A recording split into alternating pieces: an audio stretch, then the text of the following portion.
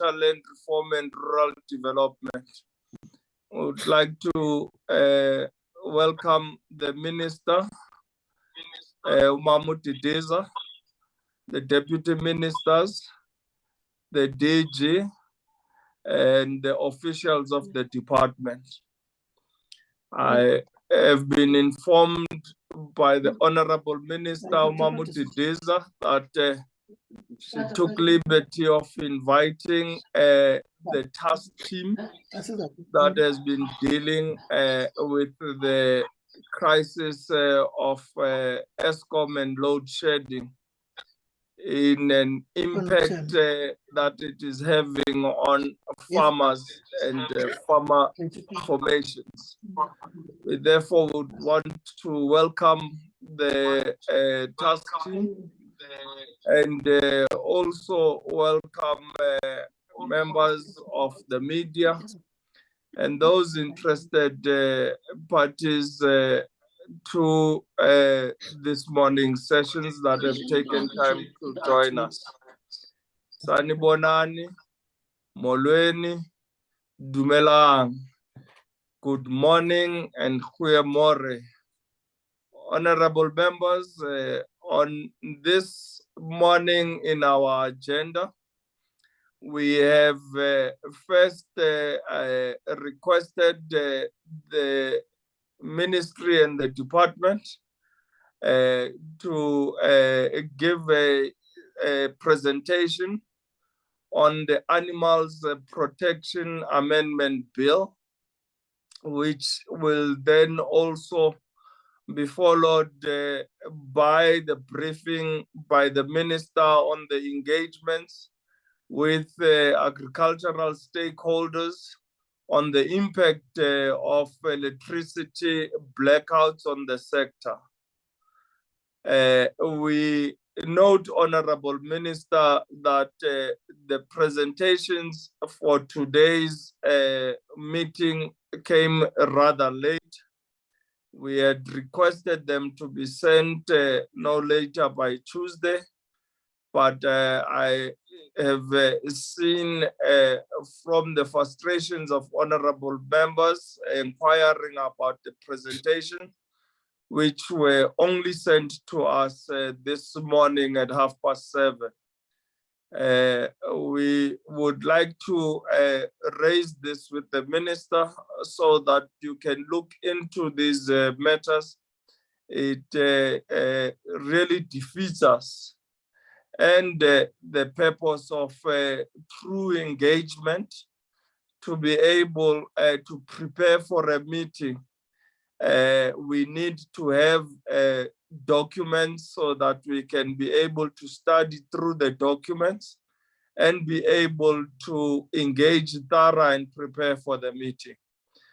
But it is an important matter that we have requested to engage with the minister on, as well as gain a thorough understanding on the issues impacting farmers, so that we may be better informed in preparing for any oversight we may want to take on in meeting with stakeholders and affected farmers. So we would request from the minister to ensure that documents are sent to us timeously. I know as the management committee, we've continuously stressed that for Tuesday's meetings in particular, the presentations should be sent to us no later than close of business day on a Friday. But also meetings of Friday, we have requested that the presentations should be sent to us no later than close of business day on Tuesdays, so that members have ample time to be able to read through the documents and prepare.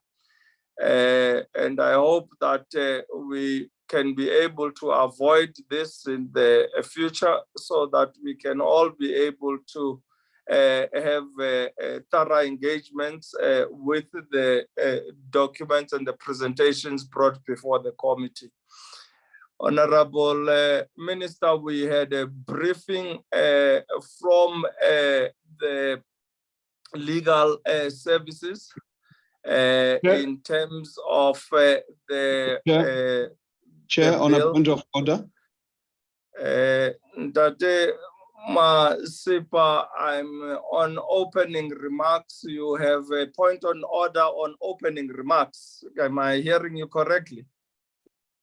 Chair, maybe complete your opening remark, but the point of order is relating really to the late receipt of this presentation. Masipa, I'm on opening remarks. Are you putting a point on order on opening remarks? Am I hearing you correctly?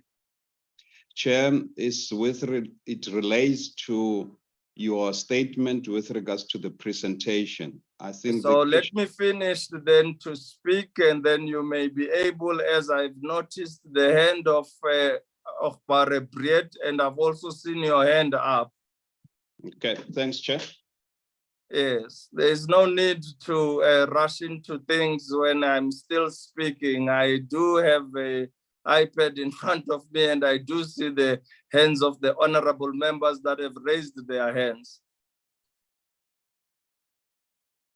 So let us be patient, honorable members, and exercise the highest most of discipline and respect in our meeting so that we are able to engage on these matters.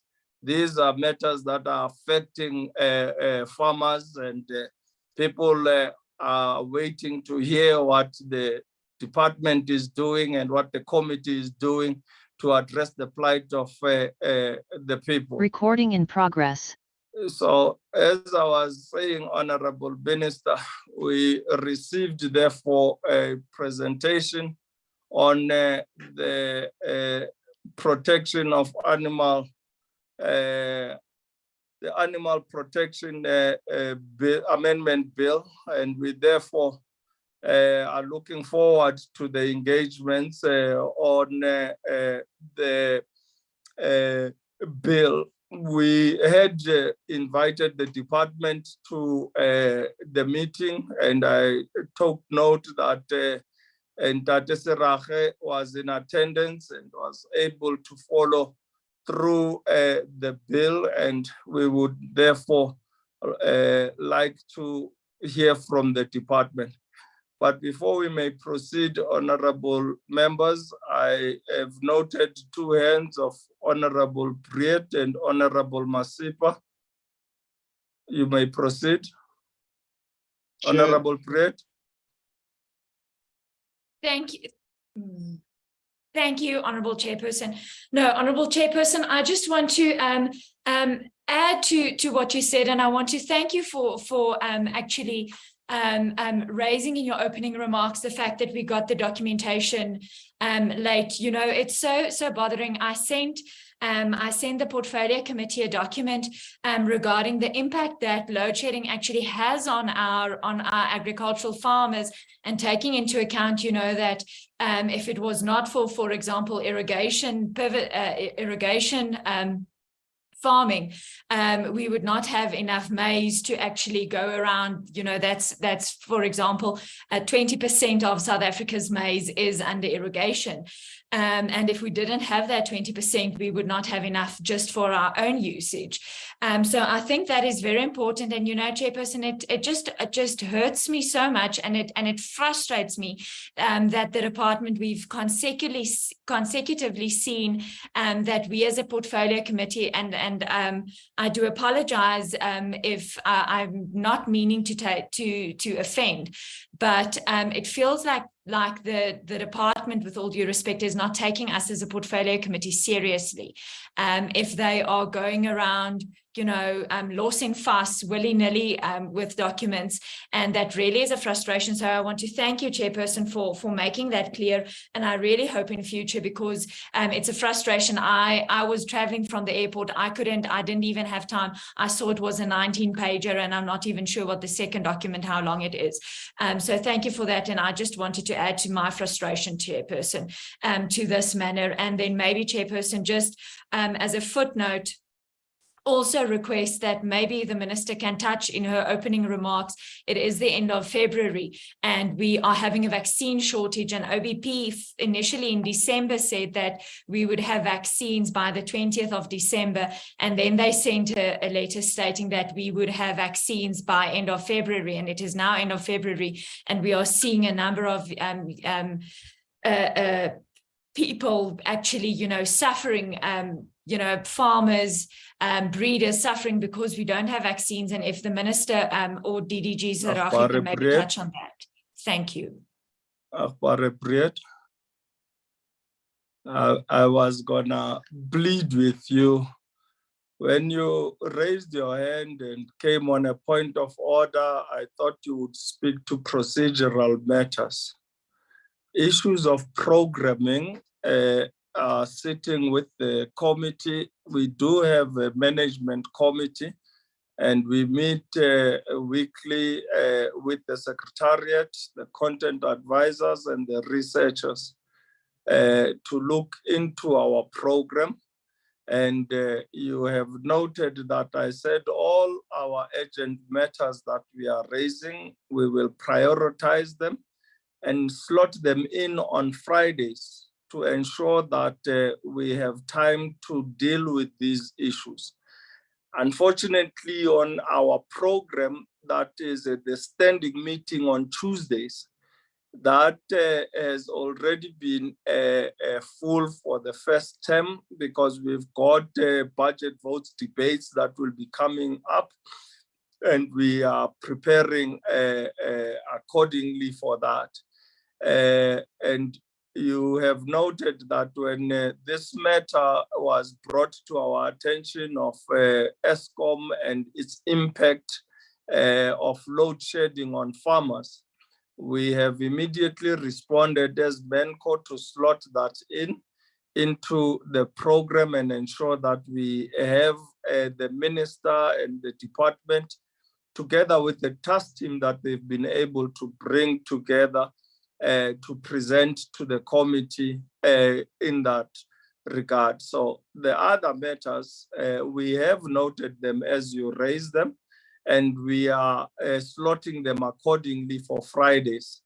I would ask honorable members to exercise patience as we do try and prioritize these matters and slot them into our program. And again, with the issue of vaccines, we will address that and we will come back to you on a date when we'll be able to invite the OBP together with the department and the ministry to engage around that. Honorable Ntate Masipa. Thobela Kgoshi Mpushang. Thobela. And good morning to colleagues and members. Chair, program is committee's program, is our program. I think that is something that maybe, Chair, we need to agree on. Secondly, Chair, is that since 2019, we've been complaining about the documentations arriving late to the committee. And really, from where I sit, Chair, the right thing that you would have done was to ask us if we proceed with this meeting or should we postpone because we did not receive the documents in time. And our oversight is being compromised. So, Chair, I think from that point of view, that's why I actually raised a point of order. Procedurally, I think, Chair, we have to consider this because we've got to do effective oversight. Without really having our documentation and preparing ourselves for questioning, we will not be able to get the answers that we are looking for from the department. And I think that's why I was raising my point of order while you were still reading the opening remarks, because I was hoping that you will ask the committee members if the committee is happy that we proceed or we postpone this meeting for a later date so that we can acquaint ourselves with the information that has been shared by the department. At the moment, Chair, I am not ready. I don't know if other colleagues are ready. Thank you, Chair. I see a number of hands coming up. I will note the hand of Honorable Kape and Honorable Ntate Matiase and Honorable Kruger. You may proceed, Honorable Kape. Honorable Trede.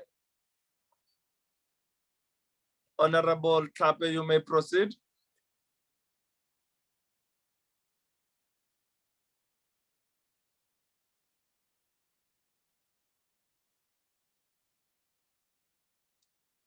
Am I still audible, honorable members? Honorable Kape, you may proceed.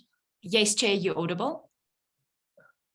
Okay, if Honorable Kape is still challenged, let's move to Honorable Matiase. Tobela Mfokeng, Talipunga, Matiba, how are you? Delega Mranaka and Pusang. Ritsuila Onamla Tuntat. You may proceed. Look, Honorable Chair, like the Honorable Briet and Honorable Masipa, may I also comment on your opening remarks. Firstly, I, for one, welcome the displeasure you have registered with the department in its failure to make documents readily available in good time. That's a very most important point to make. And in that you did that on behalf of all of us. You have expressed the frustration we as members go through when we have to exercise our oversight responsibilities in situation where we have no access to documentations for preparation. That is most welcome. But perhaps that will not just be enough, Honorable Chair, to register such a displeasure. And for that, I agree with Honorable Masipa. That's the only way that the department can have some form of respect and for the portfolio committee is only if we send them packing and ask them to improve on how they relate with the committee by ensuring that documents are sent to us in good time so that we can prepare sufficiently. Otherwise, we're gonna be sitting and just be sitting dark in this meeting with no proper and well-researched either questions or input in the discussions of both presentations. So with of utmost respect, Honorable Chair, and I understand the urgency of, especially the matter that relates to electricity and the impact of the load shedding on the agricultural sector. Notwithstanding all of that, we ask this meeting to be rescheduled for a later date so that we can have a colloquial, frank, and enlightened conversation on these issues than just to steamroll these discussions just for the sake of ticking boxes and for compliance purposes. Thanks, Honorable Chair. Thank you, Honorable Ntate Matiase. Honorable Trede.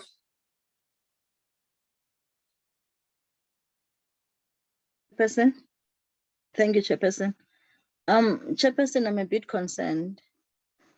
Allow me, Chair, actually to raise this. As much as we've been raising the issue and our displeasure in getting the documentation late, at some point we would get them probably in the evening. But Chair, I would like to plead with the committee that this is an urgent matter. This is an urgent matter that needs us to discuss it and come with a resolution. I understand the frustration and I agree with my fellow colleagues on what we are raising here. But as a matter of urgency and importance that this work, and we need to do it and attend to it. I would plead with them, humbly pleading with them that we need to deal with this thing. It's an ongoing thing. We need to know what is happening, and we need to come up with a solution and allow the department to implement, because NNN chair iyasishiya imicimbi and will continue holding on kwinto yoba ngaba protocol wise and procedural we feel undermined. Yes, we feel undermined. Yes, we feel a little bit disrespected by the people that's supposed to give us information. Yes, I agree with that. But the fact of the matter is the farmers are affected by the load shedding. And we need to provide them leadership and solutions. And then we deal later with our internal processing, making sure that our people on the ground that are affected by this are attended to. I'm raising just that matter, Chair, to plead with the committee members. I understand and I agree fully with what they are raising. But we have a very important matter that is more important than our own feelings. Thank you, Chair. Thank you, Honorable Twete. Honorable Kruger. Thank you, Chairperson, and a good morning to you as well, and the Minister and everybody on the platform. Chairperson, I want to second Honorable Masipa and the motion that we postpone this meeting. Yes, we are all here because we're passionate about our farmers, and we're passionate about food security. But, Chairperson, as you know, I'm also in the Small Business Committee. And this is not a case of this is Agriculture Committee's problem of officials. It happened there as well. So it's a government problem at the moment. And it feels like our officials is on a slow strike. But needless to say, I agree that we must postpone this meeting. Yes, we need some solutions.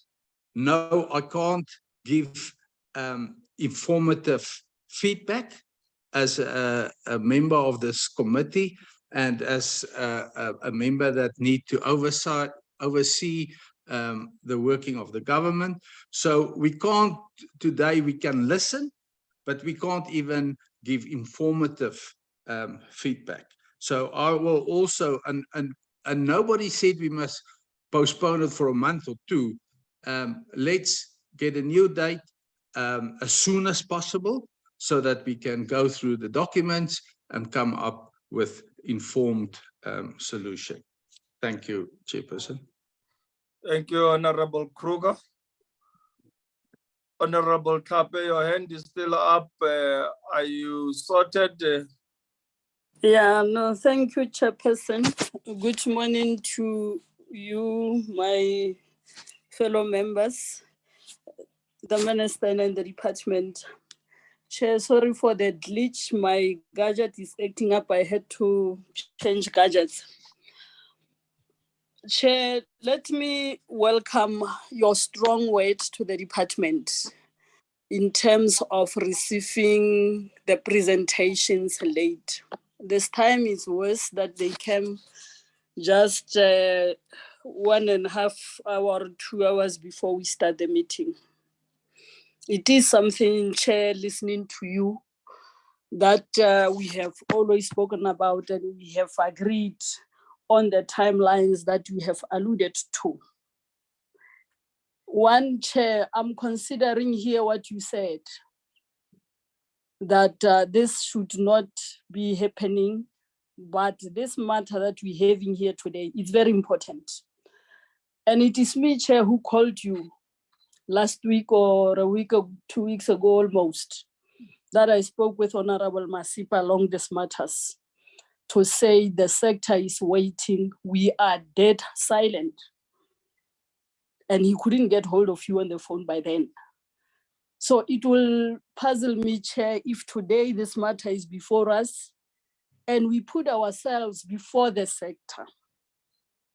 Yes, we need to be able to respond to constituencies. My constituency is also waiting today to hear what this department is saying based on the national stance currently, that is a disaster. And I fully agree with Honorable Chwete that as we are delaying here, things are going on. Nothing is going to stop because we couldn't get to the gist of this matter from our sectoral point of view today. So I will also plead with the honorable members, Honorable Chair, that we listen to the department. Nothing stops us to engage and say, as and when we move forward, we want to go back to these matters. Nothing stops us to even engage in the next meeting again on this if we are not satisfied. But allow the department to take us through, because, Chair, like I'm saying, we have heard that a state of disaster has been declared. And besides the sector alone, the department, there is something that is happening nationally. Now we cannot hold the sector ransom today because of this glitch. Yes, we condemn in the strongest term the late receipt of these reports, but let's continue and not disappoint the people that are awaiting to hear what is going on. People know, Chair, for an example, that the minister has met with the sector and others want this information as much as I'm waiting for this information today. So I will plead, Chair, that we respect your ruling as and when we were making these remarks, that we're going to continue today, but this should not happen again. Thank you, Chair. Thank you, Honorable Tlhape. Honorable members. Perhaps let me speak on the input that has been made. I see the Honorable Minister had put up her hand, but I will afford the opportunity. I just want to dispense of the input that has been made. Honorable Tlhape, you may lower your hand. Today's meeting is a continuation of Tuesday's meeting in regards to the Animal Protection Amendment Bill. Officials of the department were present in the meeting when we were dealing with the presentations that were put before the committee by Honorable Swart and Advocate van der Merwe. And there were questions that were put to the department in regards to the presentation that were made, which were not responded to because the department was only there to listen in. Today, they are being afforded an opportunity to put a presentation on that and respond to the questions. So in that regard, honorable members, this is why I'm saying it's a continuation of Tuesday's meeting. The presentation regarding load shedding and its impact on farmers, it is an urgent matter that honorable members have taken time to bring it to our attention as the management committee, and we prioritized this to be dealt with and dispensed with today. I would put it to you, honorable members, that this is a work in progress, because honorable members have already expressed the need and passion to go and meet with stakeholders. Therefore, we cannot be able to go to stakeholders without gaining a thorough understanding of the meeting the stakeholders requested with the minister and what the engagements were about, what were the commitments of the department, and what is the way forward that was mapped out of that meeting. This is why we have taken the opportunity to invite the minister and the department to come and present before the committee. Honorable Minister Mamuti Deza has taken the invitation seriously of the committee and also invited the task team that is dealing with this matter to come before the committee so that they can give us the necessary information we need in terms of assisting our constituencies. If therefore after this meeting we feel there's a need for oversight or for engaging with stakeholders, this is the work of the committee we are prepared to get into and engage with. But honorable members, I will request of you to exercise patience and we will proceed with today's meeting. We are not one as a committee that will engage in wasteful and fruitless expenditure. We have ensured and requested the minister to take note of our serious issues we have in regards to late submission of documents. And I therefore invite the Honorable Minister to put her opening remarks and we proceed. Thank you. Honorable Mamuti Deza.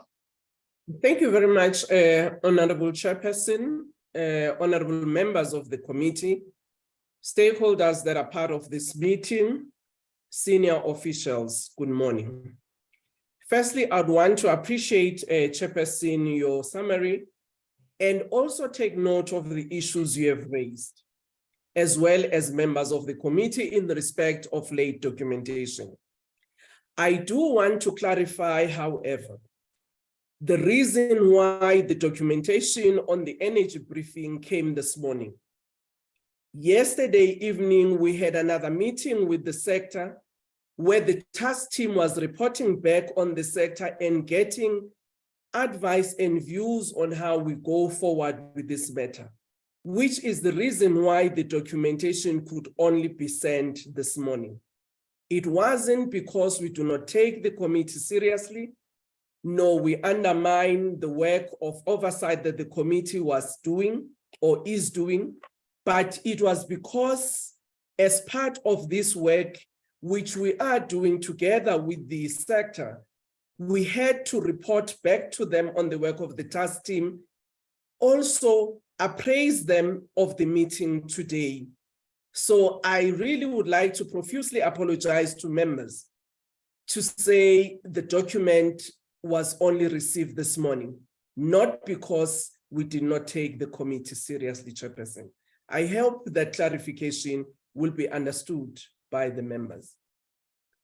Chairperson, in January, as this ministry and department, we convened an emergency meeting with the farmers organization and agribusiness enterprises in order to make an assessment of the impact of the energy situation to the sector. You'd recall, Chairperson, that at the time, Eskom had indicated that there would be stage 6 rolling without indicating the time when it would lapse. And our concern was the impact that this will have on the agricultural sector, particularly the impact on food security. We therefore felt it was necessary to convene such a meeting so that we can look at short-term interventions such that we can ensure that the sector continue to operate even under these challenging conditions. During that meeting of January, Chairperson, we were informed by the Agricultural Business Chamber that they had already commissioned a survey to assess the impact of load shedding amongst its constituency. The meeting then agreed that this survey must be extended to the entirety of the agricultural sector so that we can have an appreciation both of smallholder farmers, subsistence farmers, as well as commercial farmers, what was the scale of the impact to all of them, and therefore devise interventions that are necessary. The meeting also agreed that we needed to have an immediate engagement with Eskom in order to look at options that can allow minimal disruptions to the production cycle, as they had done with the health sector, for instance, where some curtailment as well as reduction had been managed in a particular way. The meeting also agreed that we also need to look at ways, not only in terms of the short term, but also medium interventions that we can develop as a sector to assist the producers as well as agribusinesses, including co-generation of electricity by companies or even individual farmers. In order to undertake this work, we agreed to set up a task team, which is with us here today, Chairperson, who will also make a presentation on the work we've done this far.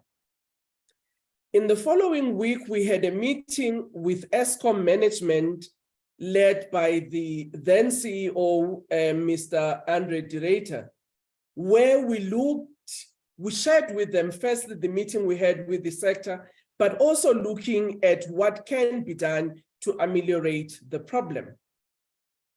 Eskom also in that meeting indicated to us that they had already been engaging with some of the individual farmers organizations as well as agribusiness sectors to look at particular interventions. They also shared with us some of the work that they had started, particularly where they had developed some of the solutions which can work on a standalone, such as containers of solar that can actually assist 20 farmers at a close radius, but also looking at how possibly they can actually have a situation where load reduction is managed by agreement with Eskom and the producers, particularly where irrigation infrastructure is concerned. However, Eskom did highlight to us part of the challenges that are there where some of the sectors are actually embedded on the municipality line, which might pose difficulty in isolating such members from the entirety of the community. But we then agreed that in looking at these issues, Eskom will take into consideration the importance of food security for this sector and therefore prioritize it in whatever interventions that can be made. We agreed on the work that Eskom would do at the provincial level together with our task team and farmers organization and businesses so that we can manage this situation appropriately. A consultation meeting was also held with the members of the executive councils, MECs of provinces, to also assess whether they had been doing something and if they had had any consultations with their stakeholders and see how best we can have some alignment. We then agreed that we will continuously manage this situation collectively so that our interventions are in sync. Chairperson, yesterday, we reported to the agricultural sector also the interventions and the responses that we've received from Eskom on an ongoing basis. We also took into consideration the issues that have been raised in the Treasury statement, particularly on the issues of taxes and how best we can ensure that farmers benefit from that, both on the rebate as well on the taxes for those who would go on solar, for instance. Chairperson, with your agreement, I would like to hand over to our task team led by the DG so that we can give the detail of the work that has been done thus far. Thank you very much, Chair. Thank you, Honorable Minister. We had on our agenda the Animal Protection Amendment Bill first, so I thought we would start with that, but you have already gone into Eskom and load shedding issue. So let's proceed and give the opportunity to the task team, and then we will come back to the bill when we wrap up the issues centered in and around load shedding. Proceed. Thank you very much, Honorable Chair. The engagements that we are having today would really be pinned on the engagements as started by Minister Didiza in formulation of a task team. And that task team comprises of stakeholders in the industry. Of importance, I think I need to reflect that for analysis, we have got BFEP with us today. Together with the National Agricultural Marketing Council, who are doing a lot of analysis and the surveillance that is there in the sector. We also have got AGBIS, who look at the general issues in terms of sector engagement. We also have got the Department of Agriculture, Land Reform and Rural Development at the center of the team. We also have got alignments that we are having and engagements at broad level with sector associations, so that broadly when we discuss issues of the sector, we can touch base whether at commercial level or smallholder even subsistence level on the issues of electricity or energy in broad terms. What we are going to be presenting here today, Honorable Chair, is a process that we have embarked on that really catches in terms of timelines the work that has been done by this task team from initiation to date. I would like to, in line with what the Minister had indicated, profusely apologize for the late submission of the presentation that we are going to make today. However, there are a few things that I thought I needed to, as the chair of the task team, to highlight that have happened during the course of this week that necessitated that the task team goes back and reconciles on the issues. Firstly, it was the inputs that were made by the Honorable Minister of Finance, who had introduced a battery of interventions in terms of incentives and rebates that we needed to look at, and also factoring in the just transition on the areas of intervention. The second one was that this task team has been engaging with ESCOM on a number of issues, and ESCOM during the course of this week came back with proposals that had to be engaged and had to be shared with the sector before they could be presented to the PC. And as Minister reflected, we also had an engagement with the sector from 6 o'clock in the evening last night, just to ensure that whatever that we are presenting to the portfolio committee is a shared view that we have with the sector, and we can be able, as the committee goes and does agree in terms of areas that they would like to go and check with the sector. These are the areas that we can say we have had engagements with the sector. And for that, personally, as the chair of this committee, I really apologize, the chair of the task team. I apologize, Honorable Chair and honorable members of the portfolio committee.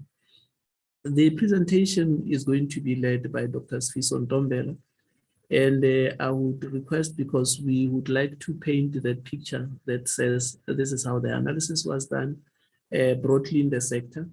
And after that, craft the interventions that we have to date, and also reflect on the engagements of the Minister of Finance. As Honorable Chair had reflected in the introductions, what we are now doing, because this is a living kind of engagement that we have broadly, we're internalizing all of this so that we can have even a more specific way of how do we deal with the issues that we have been identified, either by opportunities or realizations as pronouncement by the Minister of Finance. I would like, with your permission, Honorable Chair and Nkosi Mandela, to request Dr. Ntombela to take the honorable members of the portfolio committee through the presentation that we'll be making on energy. Thank you very much, Honorable Chair. Thank you, DG Ntate Ramasodi. You may proceed, Ntombela. Good morning. Good morning, Honorable Chairperson, Nkosi Madiba, Good morning to the honorable members of the Portfolio Committee. A very good morning to the Minister, the Deputy Ministers, and the colleagues on the call. Through you, Chairperson, if I can be allowed or assisted by the host to have sharing rights of the presentation, as I am being refused those rights. Can the Secretariat enable Luba Ntombela to be a co-host?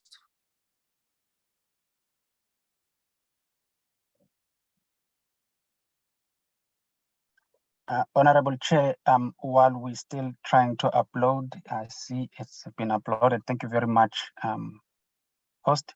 If the Honorable Chair and members can confirm if my presentation are visible on their side. Yes, it's visible. You may proceed. Thank you very much. Once again, a very good morning, and thank you very much for offering an opportunity to brief the portfolio. As both the Minister as well as the DG have alluded in terms of the process flow that we have taken as the tax team, composed of the expertise from the industry, from the department, as well as engaging with our colleagues at the provincial level and all structures, including the local. This, what we'll be sharing this morning, Honorable Chair and the members, is then the output of what is the analysis and the risks that are posed in the agricultural sector, as well as the food security in particular, what it means to our society, as well as now starting to share the practical solution that have been tested by the industry, as well as engage with the ESCOM, both the Minister and the DG, as they said that we also had the finalization of these outcomes we're sharing with you this morning in the meeting yesterday.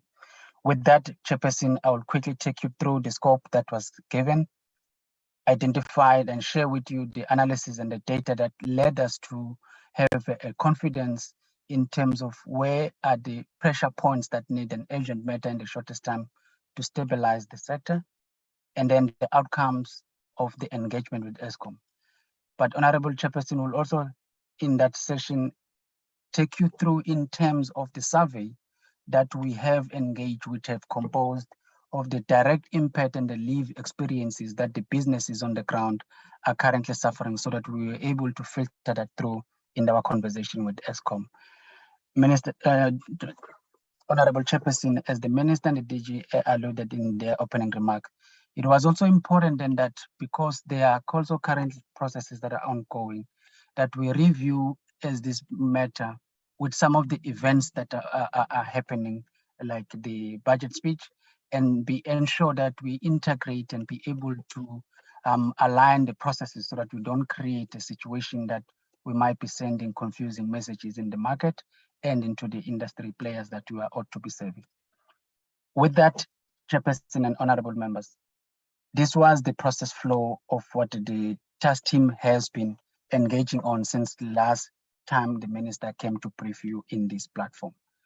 We have looked at the evidence that came from the surveys, which was a very detailed survey covering all corners of the agricultural sector in its entirety, from the production side all the way into the consumer side.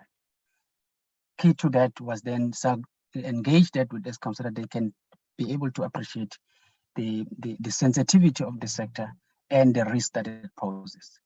Then of the solution also goes beyond just identifying the practical solution, but be able to test how will that be implemented on the ground, and if it requires the funding sources, where will those sources come, and what is the prioritization of the internal budget resources that are existing in the department. And we'll be sharing with that the work that the DG has assisted us to do. Key to all these, Chairperson and the honorable members, was then to test it against the existing legislation and the regulatory environment, so that we are able to implement, to prioritize those solutions that are permissible within the current legal framework. On the left-hand side, Chairperson and the honorable members, is then the list of the stakeholders, the areas of the segments within the agriculture and the food value chain that we have touched in the past 3 to 4 weeks, as well as the consistent engagement with our sister departments, so that we are able also to tap in their knowledge, tapping into their advisory, tapping in also into some of the work that they are currently doing, which will feed in and augment the stabilization of the energy supply within the agriculture and the food system. Chairperson, I think before we get even into the deep detailed analysis of it, it's important that we we paint this and we give you the definition of these terminologies that we'll be using in this presentation as we get into it. When we speak of the agricultural sector and the farmers that we engage and we touched on the survey, on the left-hand side, give you the different categories of those farmers. These are farmers that are ranging from your household and the subsistence farmer. So this is the farmer that is basically farming on the tribal lands. This is a farmer that is farming at times on the small gardens in the rural areas. These are farmers that are also directly or indirectly impacted by the scourge of the energy supply. We move into the smallholder farmers, which might be the combination of your household and subsistence farmers, but to a large extent are able to also produce surplus food for the informal market or going through into the formal market. We move into the medium scale farmers, which are more now on the commercial basis, including your large scale farmers, which also have even the obligations at the international level that needs to be serviced, which might be impacted by the scourge of the load shedding. And on the side as well, Minister and the Honorable Chairperson, we thought it was important to also give you a sense of the revenue that these farmers typically will generate on the year, so that when we start giving you the outcome of the survey, you could be able to put them against what they are earning and what is the real impact of this load shedding in terms of their profitability, in terms of their day-to-day survival, but also in terms of their sustainability and the risk that it poses into the food security. Now that we've defined those farmers, Chairperson, as well as the categories, it's important to also give you the quantum of the numbers that we're looking at the country level. At the commercial level, we're looking at about 42,000 farms units. Add that into about 300,000 farm at the smallholder farmers that might be operating on the commercial or semi-commercial basis, as well as the number of household farmers that these activities in the agriculture and the food space are directly impacted on their lives on a daily basis. And we're looking at the quantum of about 2.3 million farmers. You move that, Chairperson, into the agro-processing space. You're looking at about 4,700 commercial farms. So those are the processing farms in the meat space, in the fish, in the fruit pack houses, in the vegetables, in the oil and seed space, including the dairy and the animal feed across the agricultural sector in the entirety. Adding that to that, Chairperson, you're looking at about 100 to about 200,000 of also the small and some of the informal food processors that might be operating in the rural areas of it. So we ensured, and when we are doing these surveys, both the minister and the DG made it very clear that we must cover the entire spectrum, as well as ensuring that we even understand the challenges that the load shedding is even having on those that are not necessarily be operating on the commercial basis, so that you cover everyone, you don't leave everyone behind when you discuss your solution at the end of the day. Now that we understand that, Chairperson, I think it's important then to start giving you where are these farmers across the country, if you're looking at it, and which provinces might be more affected, because as much as we know that the impact of the load shedding has the uniformity in terms of the effect in the sector, but there are those sectors in terms of the intensity of the impact, that the impact tends to be seen in the shorter space of time.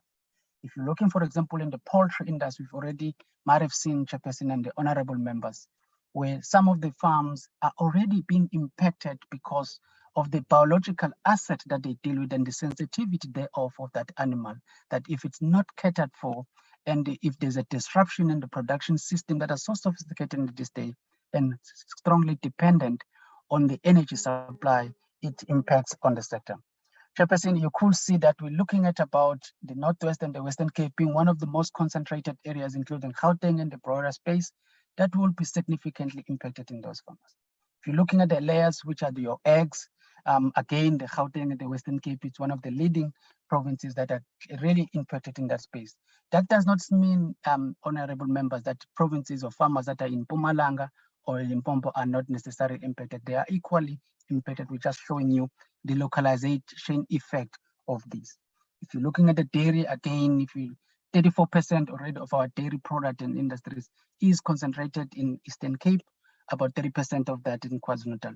So 2/3 of the dairy product already in those provinces, such as both Eastern Cape and KZN, if there are no targeted efforts of dealing with energy supply in those areas, you are likely to have an impact of over 70 2/3 of that industry being impacted.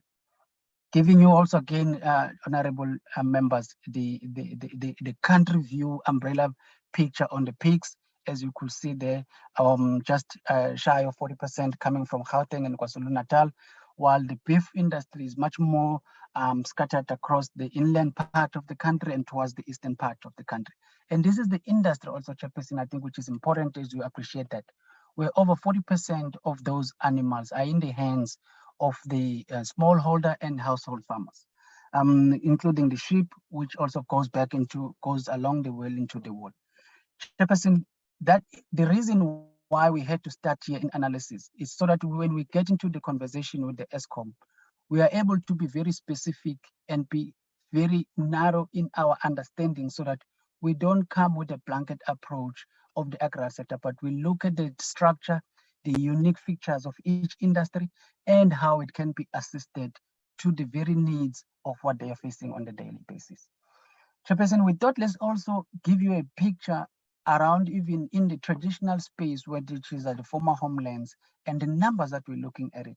I've already spoken about the beef, but also even you're looking at the chicken industry as well as the piggery industries. It's one of the biggest, it's one of those industries that are very much dominated, or at least these smallholder farmers and household farmers play a critical role of it.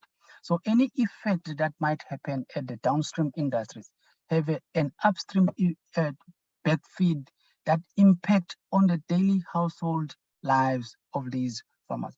And we're looking at about 975,000 households that are at risk if there are no solution that can be put on the ground on a daily basis.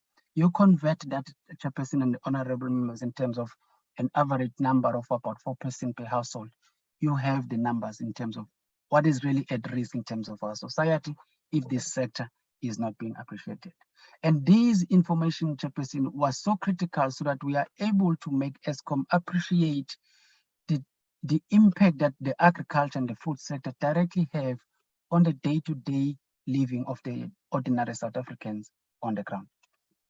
Chairperson, we then, once we have that understanding, we then moved into the engagement with the ESCOM, as the minister mentioned in her opening remarks, where she led us in terms of engaging with the CEO of ESCOM, as well as engaging with the executive of ESCOM, so that we understand the distribution lines that are linked into the agri sector, and also understand how can we assist even ESCOM themselves to understand the messages that we are making to them, and also better coordinate ourselves in terms of engaging with ESCOM, as we also appreciate that they are under pressure, they are constrained with capacity, and they're also dealing with different competing interests from the different sectors. And so this was also from the minister's side, ensuring that we have also a coordinated message, both at the national and the provincial.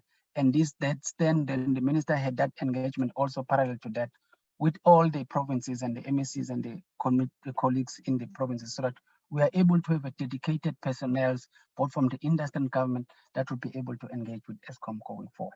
What we're really looking at, Chairperson and the honorable members, on this engagement with ESCOM, the first thing was to make them understand that there are certain industries that require an uninterrupted supply of energy in critical areas.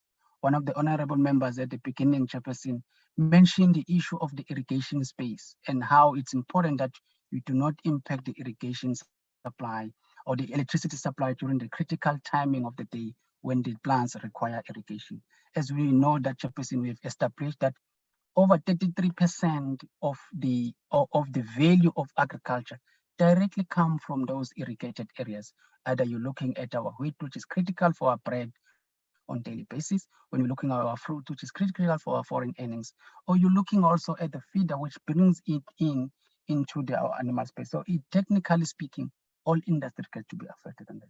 So here, Chairperson, the question was around to say, how can ESCOM assist us in these areas that we've isolated to ensure that their scheduling of load shedding is aligned into the off-peak times when we need the electricity the most?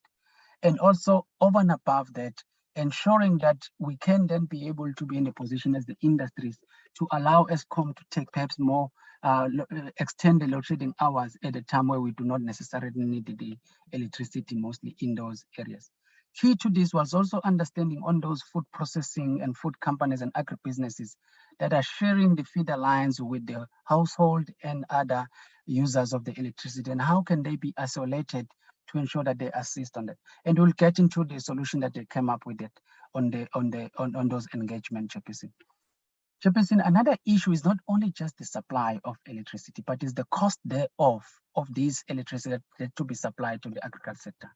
And how we also engage with ESCOM to say, can they be able to look at the tariff that they provide into the agricultural sector and the peak hours thereof, so that you are able to assist in lowering the pressure of the cost of the farmers that they have on a daily basis.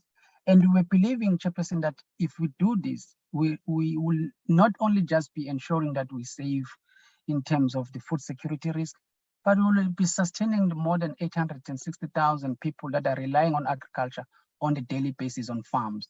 So every day when the poultry farmer closes, we're losing the numbers of employees. But over and above that, every day a farmer unable to provide the raw material into the processors, we had risk of also losing an additional 260 people that are working at the food processing level. So it was important, Chairperson, that we also made those engagement very clear with ESCOM. Now, Chairperson, I've already talked to you and your members about the average tariff that we're talking about. On the right-hand side of my graph, it shows you over the long term from 2008 to 2021, without even capturing the 18% that is just recently being approved by NESA. The orange line that you see on the reference side on that graph shows you the average tariff that is applied on the agricultural sector. So agriculture sector across all sectors in the country, including the private homes, is the sector that is most taxed in terms of tariff applied by ESCOM. So it was important also to look at how do you start ensuring that at least you put it in the average of other industries and you provide the same benefit that you're providing on other industries to ensure the sector is also cushioned against the escalating cost. Chairperson, last year we reported to you that the sector is already battling with the effect of the rising fertilizers. The sector is already battling with the impact of the rising seeds and other inputs. So electricity is one of those that is only adding the impact, and it's a matter of time as we continue to inflict that pain, we're getting closer to the bone of it. To give you a sense what we're talking about, Chairperson, the sector is spending in the region of about 7.6 billion across the industry, which is typically between 4 to 5% of the production cost that they are getting into the total cost, into their production cost of it. And to give you the size of these sectors that we're talking about at the primary level, is the sector that is contributing over 332 billion rand to the national economy, about 546 at the processing level. Taking to the account, if we put it in percentage form, Chairperson and honorable members, is the sector that contributes up to 7% to the GDP if you're looking at it from the farmer level all the way up into the consumption level. So it's important that we're not only just assisting the sector for the food security part and ensuring we stabilize it. It's a sector that is critical and a backbone for the entire economy and the stability of our country. Chairperson, to give you also another a different element of it, of this electricity supply, and how really for every rand that is produced by the agricultural sector into the economy, how much of the electricity is needed to produce that value. And the graph on the left-hand side clearly shows you that, Chairperson, that we're one of the sectors other than the electricity industry itself and the water industry, which are the utility sectors. We're one of the sectors that is highly dependent on electricity supply in terms of each value that we produce in terms of the sector. If you're looking both at the agriculture, the primary level, or at the food retail level. So key to this was then at the shortest time, as the minister was saying earlier on, that we needed to come up with the short-term solutions, but also the medium to long-term solution that is also aligned to this just transition and the greening of our economy, to say, how do we stabilize the electricity supply in the short term? But going forward in the medium term, how do we start reducing the sector's dependency on some of the fossil supply energies, and also creating those co-generation where the opportunities apply to this. And we looked at that, Chairperson and the honorable members, within also the context of the minister, what she's been driving through the master plan, of also diversifying the industry so that you unblock some of the opportunities that comes in the long term, because these things does not need to be looked at in isolation. They also be looked at holistically. Honorable members and the chairperson, we then taking you through to what come out from those survey that we've done. As I've given you earlier on in terms of the farmer categories and processors, in that space of time, we covered over 500 respondents, and they vary across all provinces. And the survey, we keep on updating it. These numbers are one that I harvested about a week ago as we're preparing for those engagement with the industries. Where about 80% of that were producers, both from the household farmer into the mega large-scale farmer, and 20% of those were farmers, which we believe it's a good distribution and representative of what we wanted to see in the sector. Now, Chairperson and honorable members, we gave you the quantum of how much these farmers make on the ordinary year as their turnover. In terms of that turnover and the cost pressure that have been added by that, just the need of using the generators and be able to sustain your businesses so that you don't lose this living organism. As we know in agriculture, we're working with a biological asset that is a living organism. At the smallholder farmer, which is a typical farmer that will earn anything between 1,000 to about 500,000 annum, they are now spending on average about 10,000 rand per month on just diesel cost.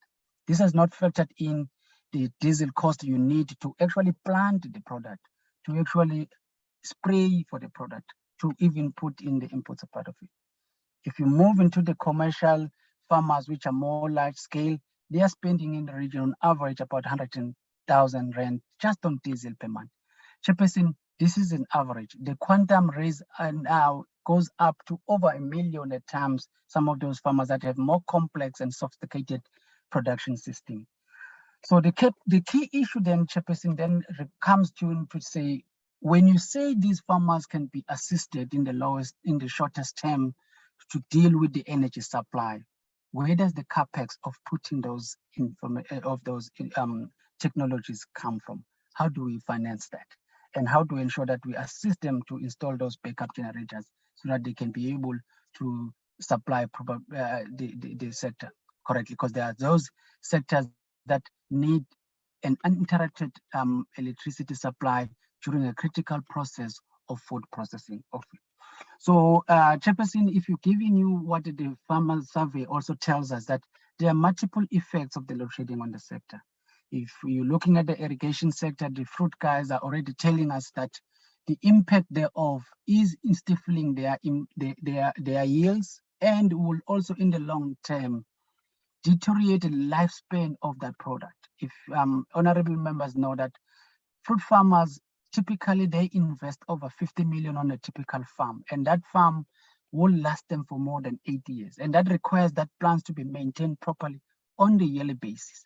So any challenge that you face in this year has an impact of actually damaging that product. So the 20 to 30 year investment could lead into those farmers having to replace these plants much earlier than they initially invested.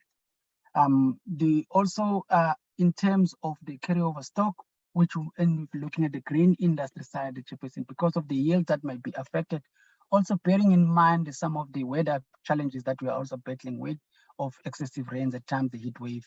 This will also start now impacting the capacity of the country to have the carryover stock that cushion the country on ensuring that we have sufficient food price, sufficient stock of food across the entire year. That will start having the impact on the cost, because this could still be translated into the consumer. So the price that the consumer pays now on the shelf will start be going up in the near term.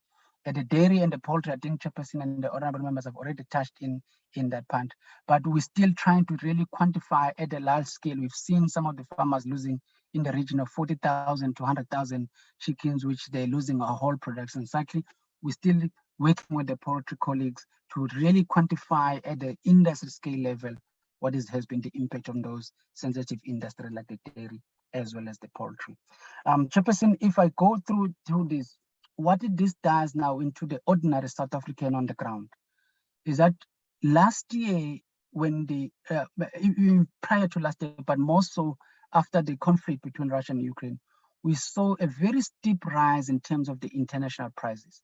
Now, because South Africa is linked into the global food system, we tend to follow the behavior of the international markets. And what happens that impact on the international market with the disruption of trade translated into the local prices. Chairperson and the honorable members might remember the case of the sunflower prices, of the sunflower oil prices, might remember the case of the wheat and the bread prices. Now, towards the second half of the year last year and even to December and January, we've seen the international food prices narrowing down if you're looking at the FAO food organization, FAO food price index. It's going down. But what we're seeing now, Chairperson, is that benefit at the international level is not now translating into the local industries. They're becoming sticky. And why they're becoming sticky is because of some of these structural challenges that we're facing domestically, which are then in basically stealing that benefit that could be accrual by the South African on the street, be able to afford the food prices correctly. So these are the reason why we say we need to work with speed and intervention that are practical, that can be able to assist and unlock these structural bottlenecks that we're seeing in the agriculture sector. So you want to have that price now starting to track the long term and going within the inflation target that we're seeing, not the forever rising cost that we've been seeing in the recent years, Chairperson. If you translate that into a different story, Chairperson, of these food prices, we already know that 50% of the South Africans population are at risk of food insecurity, living under the poverty line. If we're looking at the healthy typical basket that is measured on the monthly basis by our colleagues at BFEP, you're looking at a price that typically costs about 3,352 per month, which has already increased by 12% or almost 13% from last year. So the pressure of electricity will only make this worse. Now, Chairperson, if we even use the typical food basket that is used by Statistics South Africa, which is on the lower LSM, the poor household, which cost about 1,030 rand, which tends to use the cheapest form of proteins instead of perhaps maybe the drumstick, we're using the chicken gizzards and so forth. So it's just a different measure of these food basket. That on its own, Chairperson, as well, has increased by more than 13%, and it's impacting the affordability of food. So you already seeing the sector that is at a vulnerable state, and any shock could not necessarily be sustained, or there are no guarantees that can be sustained, and this could spill over into a very difficult time for the South Africans on the street in terms of affording food. Chairperson, we thought also let's give you a picture in terms of the irrigation space and the infrastructure. Where are they, the highest concentration thereof? And then you can see that space irrigation across in the Western Cape due to the fruits industries in that space and the wine, inland in part of the areas that are irrigated, and in parts of KwaZulu-Natal and in northern part of the country, including the Limpopo. So this was important so that when ESCOM asked us which are the areas that we want to prioritize, we could be able to show them these, and so that they can be able to see what are the feeders that can be isolated and ensure that we assist the farmers on the ground.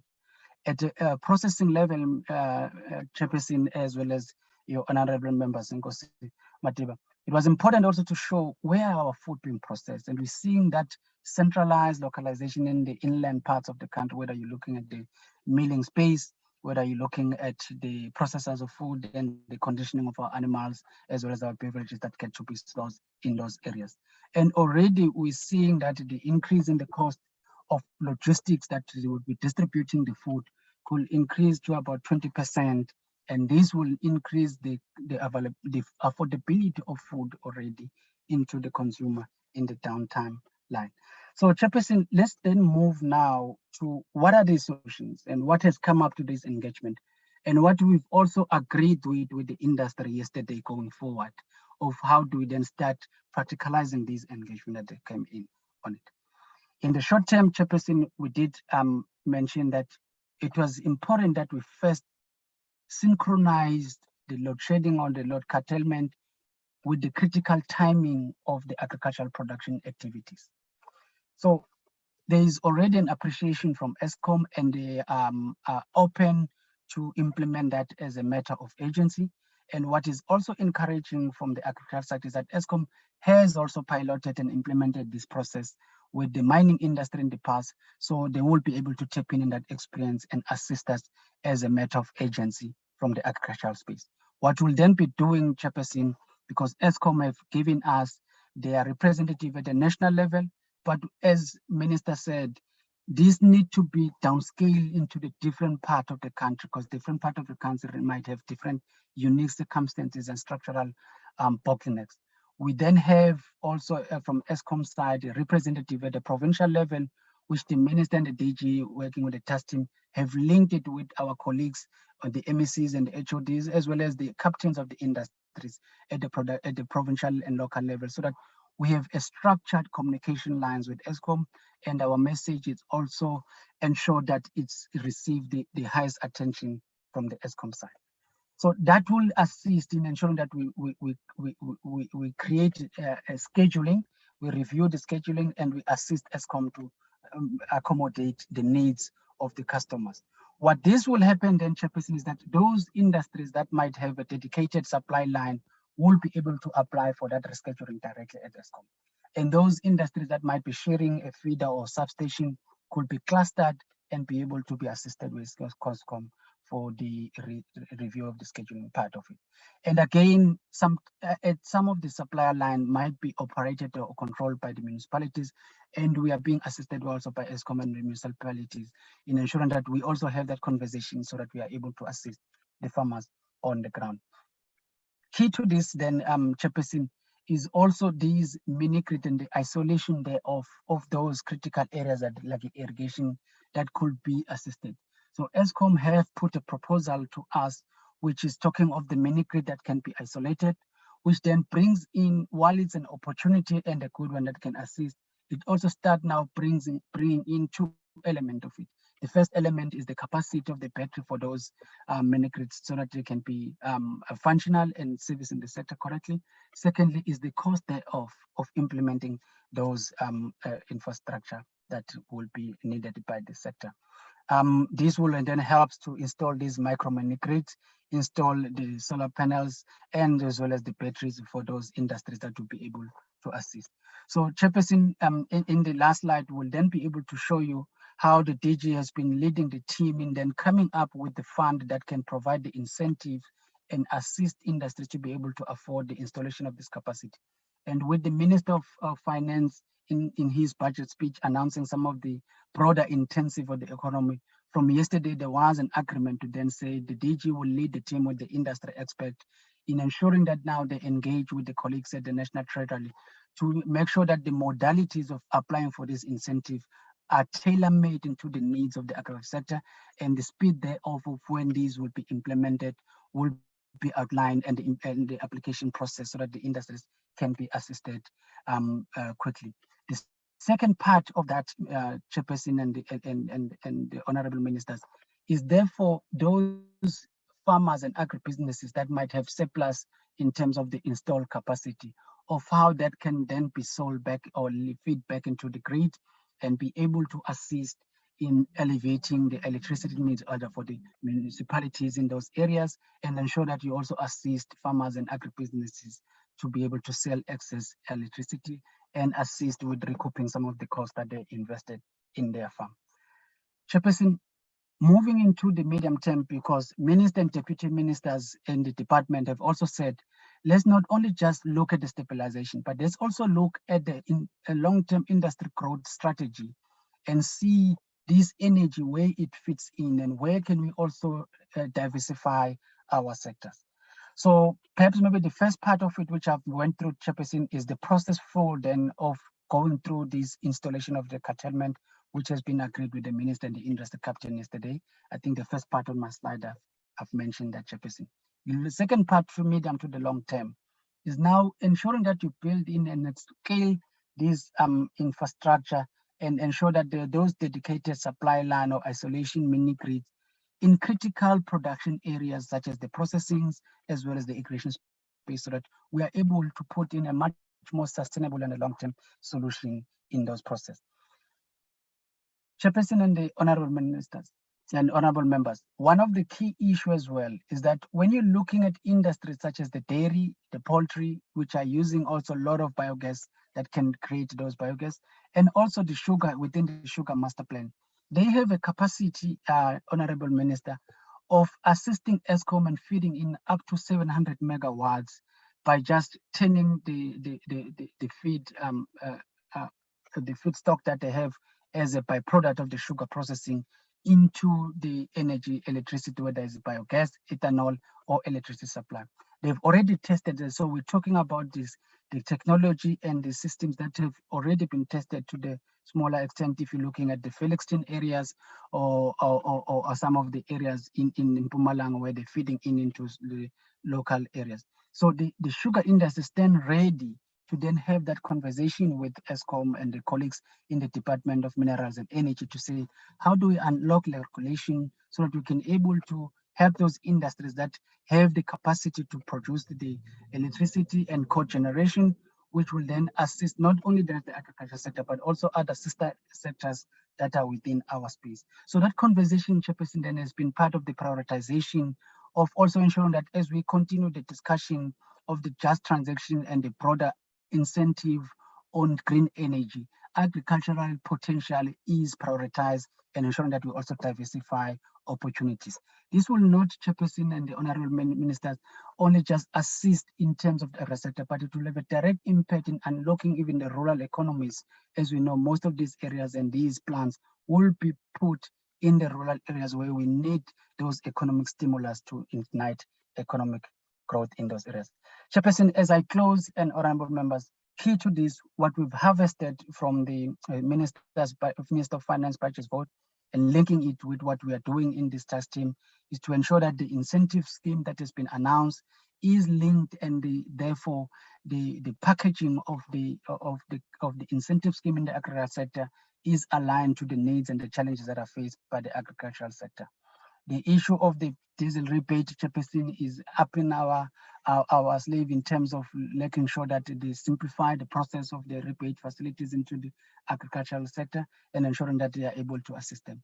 The issue of the increasing share of this just transaction budget that can be allocated to agriculture sector to even unlock the medium to long-term intervention is part and parcel of those engagement that will be deepening with our colleagues as we now get into the implementation and finding the timelines of when the industry players can access this. Key to this, Chairperson, which is a closing point, is really the continuing discussion, and ESCOM have already committed to Minister and the DG that they will be engaging with their board. They will be engaging also with NEXA and the line department in reviewing the tariff structure that is applicable to the agriculture sector so that we can reduce that cost burden that we have at the sector level. Chairperson, with your permission, and DG, if I may allow colleague Wandile Sihlobo, if you want to add one or two areas, I think also Dr. Ferdimeyer, which are on the call as part of the team that is working on this presentation. Thank you very much. Thank you.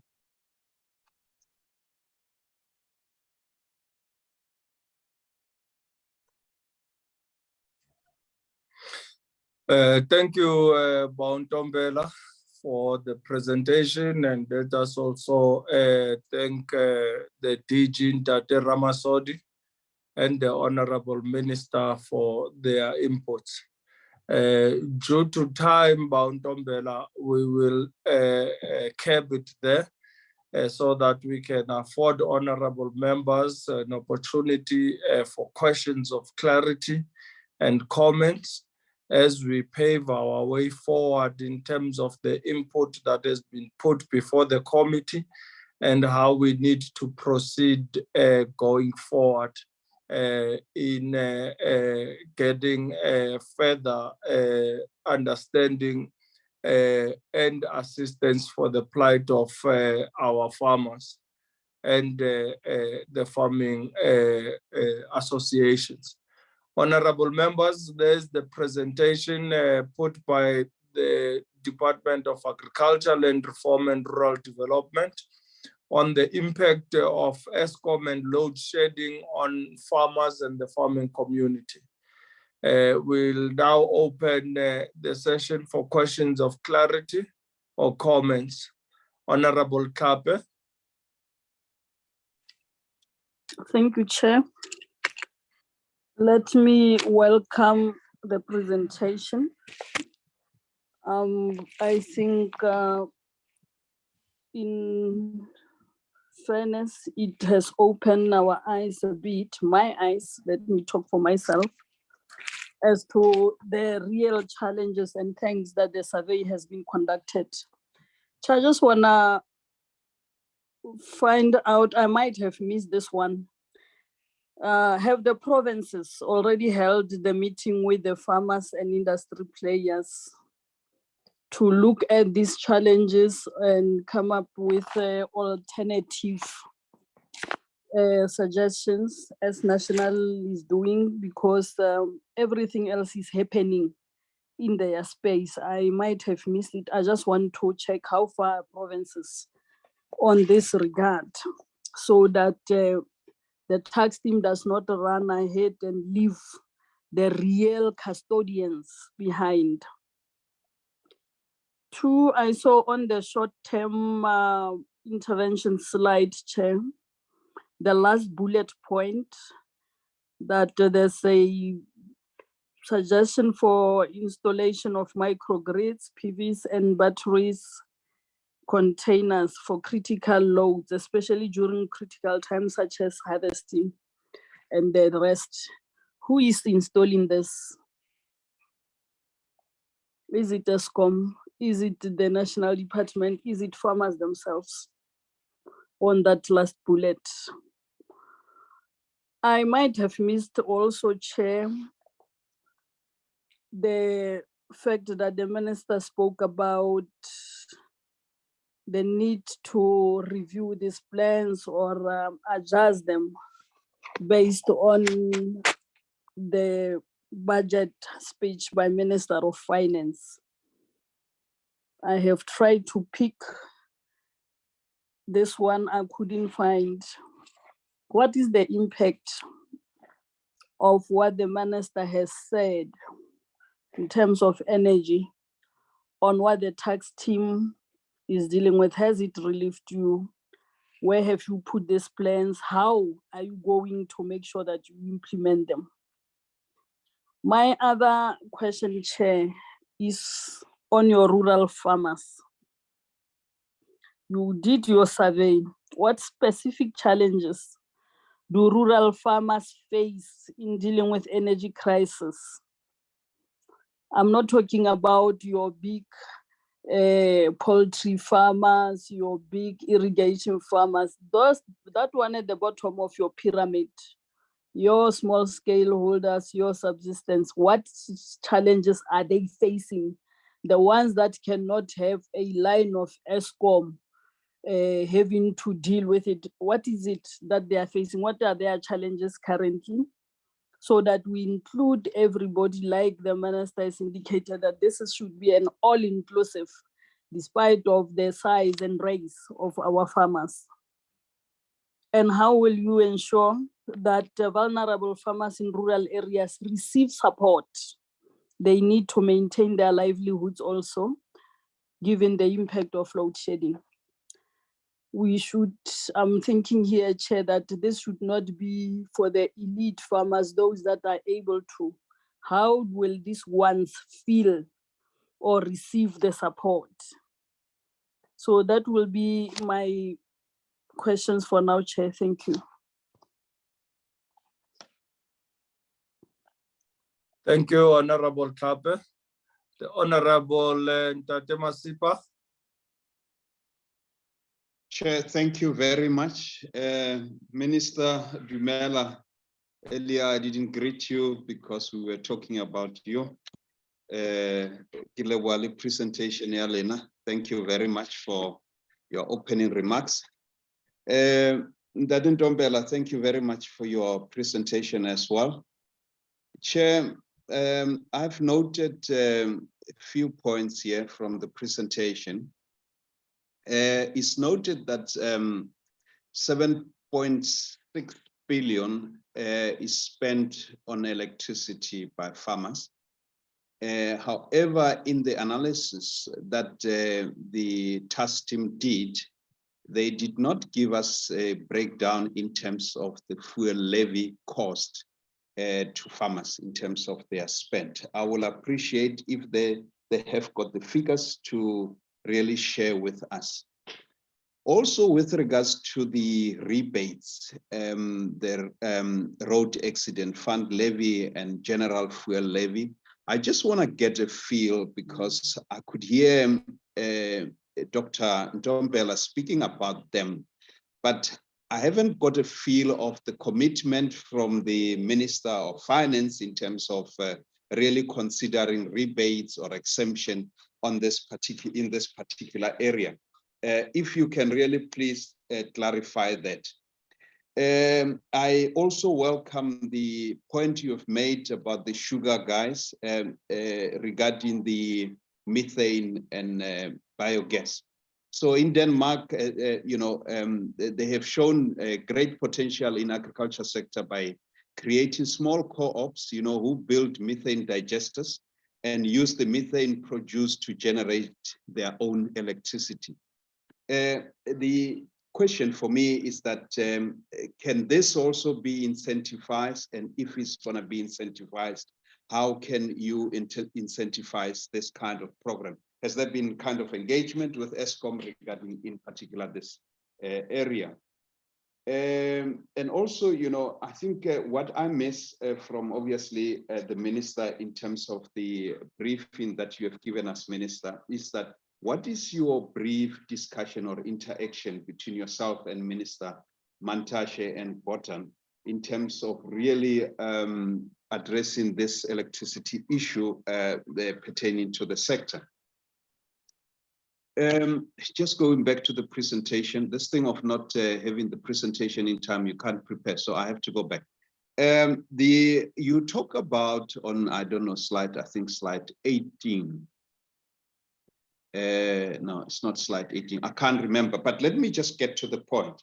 The point is that obviously the grid is a problem. We have had the issue of some of the ESCOM grid in terms of really being able to take more energy. What is the status of our ESCOM grid in the country, especially the Northern Cape? Because recently what I've gathered is that Namibia has got enough energy to sell to ESCOM. But the unfortunate, and even with the green energy, there's enough green energy that we can get from the Northern Cape and so forth. But the problem is that the grid capacity is not strong enough to absorb. Can you really share with us in terms of the grid capacity, if you have really also been able to engage on that one? Chair, that's it for now from my side. I just want to correct my learned colleagues talking about the conflict between Russia and Ukraine. It's a war on Ukraine by Russia, to be precise. Thank you, Chair.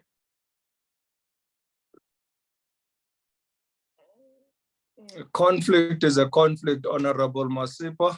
There are many conflicts all around the world, with Palestinians being massacred every day by the apartheid Israel. And that is another conflict we ought as South Africans be paying attention to.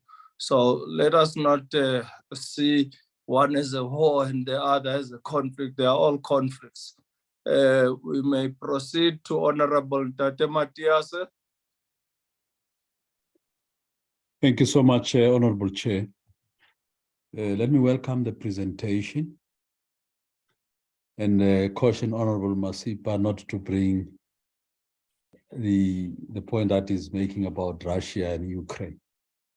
That would be a debate and discussion for another day. And I doubt if we will be able to sustain that debate to its logical conclusion. Nonetheless, Honorable Chair, without being sidetracked by geopolitics and the ideologies involved in geopolitics, rather focus on the business of the day. Honorable Chair, in the presentation, I think it's slide 506, Mr. Ntombela says that if I have to quote the whole passage. It says the energy crisis presents a food security risk for the country. Therefore, the government should consider supporting a call for a properly planned load shedding approach in agriculture and food businesses.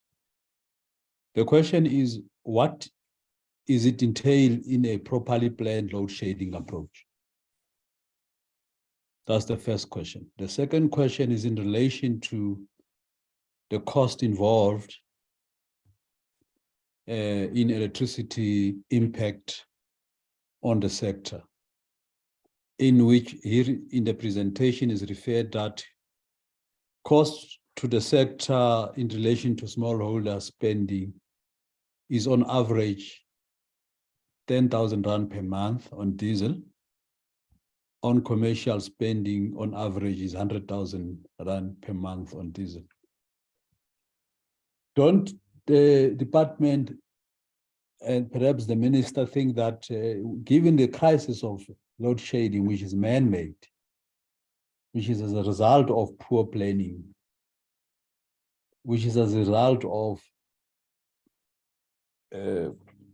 neglect of maintaining our infrastructure, especially in relation to energy generation and supply, that we have to revisit and need to offer some form of subsidy, whatever scheme or modalities that we may be appropriate for this situation, to meet our farmers halfway. I would not be ignorant to be reminded that subsidies were phased out at the end of the 1990s, early 2000s. But perhaps this crisis presents an opportunity that we need to revisit such a need. Lastly, Honorable Chair, maybe I have to ask that in various options that are presented as solution, what are the prospects of exploring now docile or closed municipal power stations, which were coal-generated, coal-empowered? How about looking into that option in the absence of any other immediate interventions to help our farmers to get out of this crisis whilst we are looking at long-term solution? Thank you so much, Honorable Chair. Thank you, Honorable Ntate Matiase. The Honorable Kapa.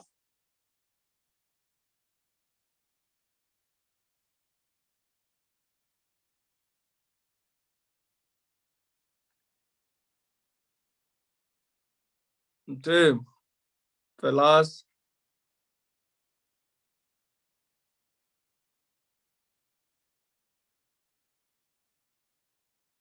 The Honorable Memaslo. Good morning, Chairperson. And also, Legai. Retsuile Galna Papa. Reona Namlat.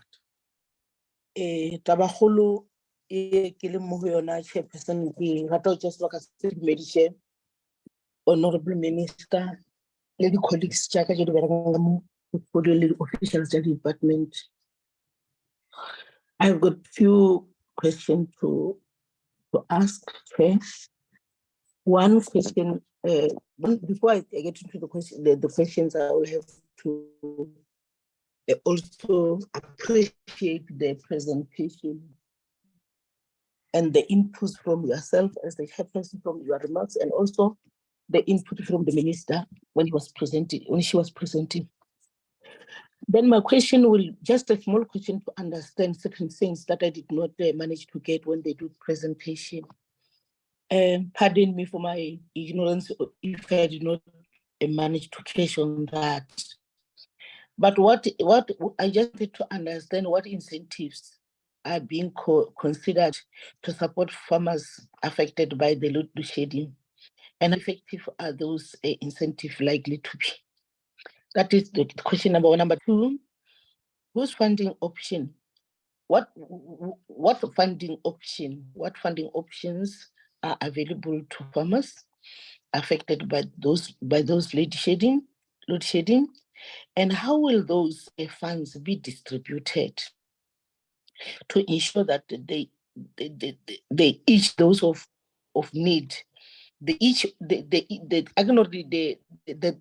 issue of the needs of those farmers, it can be covered. But the other thing that one will also want to understand is this, the extent which will be the department engaged with stakeholders and academias to explore funding options for farmers. If that has to happen or it has been done before, proposed blended finance module under the bank help to alleviate the financial burdens.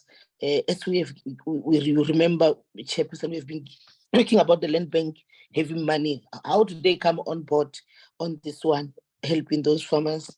The last question, Chair, will be how will the department work with the provinces? I heard it a little bit, but I didn't get it clearly. How are they going to operate with the provinces and industries players to develop comprehensive strategies for addressing the negative impact of load shedding on the sector? And what are the key components of those strategies, and what the role will academia and other stakeholders play in addressing the energy crisis in the agricultural process? Okay, I thank you. Thank you, Honorable Mahlo. Agbare Breed. Dankie, voorsitter. Chairperson, thank you for allowing me, and sorry for abusing my opportunity given to me earlier. But you know, as a young politician, if I get an opportunity to speak, I must use it optimally. Chairperson, let me start out by greeting the Minister, the DG, and all the staff of the department, and welcome Honourable Ntombela's actual report on the matter. What I missed and what I would have liked to see within the presentation was the initial breakdown of where we have our specific livestock. Was very interesting to see, but I would have liked to see a specific breakdown of our grains. For example, maize, koring, wheat, and soya beans, for example. I think that plays a specific part, and I would like to mention that, and I'm so glad Mayor Mahlo mentioned academia, and I want to ask the department, maybe start out by asking them, have they consulted academia as well in gathering all this information? They have information, but I think what needs to happen is academia, your departments. I, for example, know the University of the Free State has an excellent faculty and Department of Agriculture who have been doing studies for years, in drought years, in terms of irrigation and so forth. And I think that is maybe from my side one thing I would like to find out, whether the department have consulted them, and then if not, maybe suggest that they consult these departments within tertiary educations to maybe assist in predicting what is going to be done. And I would like to, on the hand of that, Chairperson, I did make mention, and maybe I should send it to the DG. I had a meeting with a professor or a doctor that has done studies for more than 40 years with regards to agriculture, and he's quite passionate about maize. And just within the last 10 years, South Africa's average usage, and usage you can see in two sides, is for cattle, and then, you know, or for the use of livestock for feed, and then for human consumption, we've used between 11.3 and 11.8 million tons of maize within the last year. And our average yield for maize within the last 10 years has been an average of 10.6 million tons, which ranges between sometimes 11.8 million and 15.3 million tons within the last 5 years. But if you take the average over the last 10 years and you actually don't take into account irrigation, which is responsible for 20% of our maize yield within a year, we will be way below our 11.5 ton average usage of maize. And I think that's very important, and that can give a clear-cut distinction to the department. But without giving a lecture, Chairperson, on yields, I would have liked to see grains being included there, Chairperson. The way going forward, you made mention of that, Chairperson, and I think what we need to see is we need to see regular updates. I see that we have plans and there is plans going ahead, but my fear is, Chairperson, that none of these plans we are seeing here are concrete. We are not seeing deadlines in terms of any of these plans. We are not seeing, I would have liked to see, and maybe let's start out. Honorable Ntate Ntombela spoke about the curtailment, and farmers can apply for the curtailment. I would like to see, and I would like to find out from the department, how would a farmer apply for this curtailment? Can we get the physical details thereof? Would there be an advertisement that goes out for this? Can we have that possession? Because I think in the long and short, and many speakers have said that today, I don't think this is only a departmental issue. I think this is a South African issue that we need to address. So we need to get the message out. Then I want to know, is this curtailment, is this just a thing we are talking about? Is this just a plan? Or is this already a concrete action already in place that Eskom has agreed to?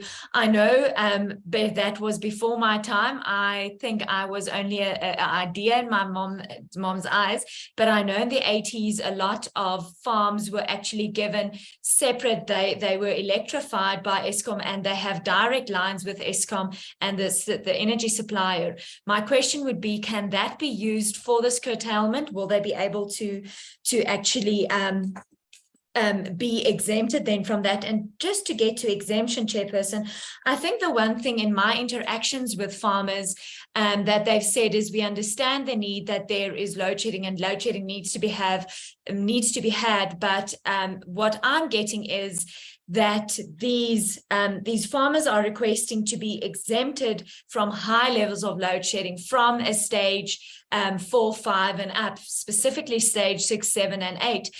If I can find out from the task team, have discussions led to that? What is the feasibility of that? Can that be discussed? How concrete will that be to be exempted in that? Then with the curtailment, Chairperson, there was also and I think it was Honorable Klape that said there was the provincial departments had an engagement, and that a list will be created of the farmers who need assistance in terms of curtailment and who are to be assisted. Now, who makes that list? Do you apply for that list? Is that the provincial departments that just, I don't know, gets these names?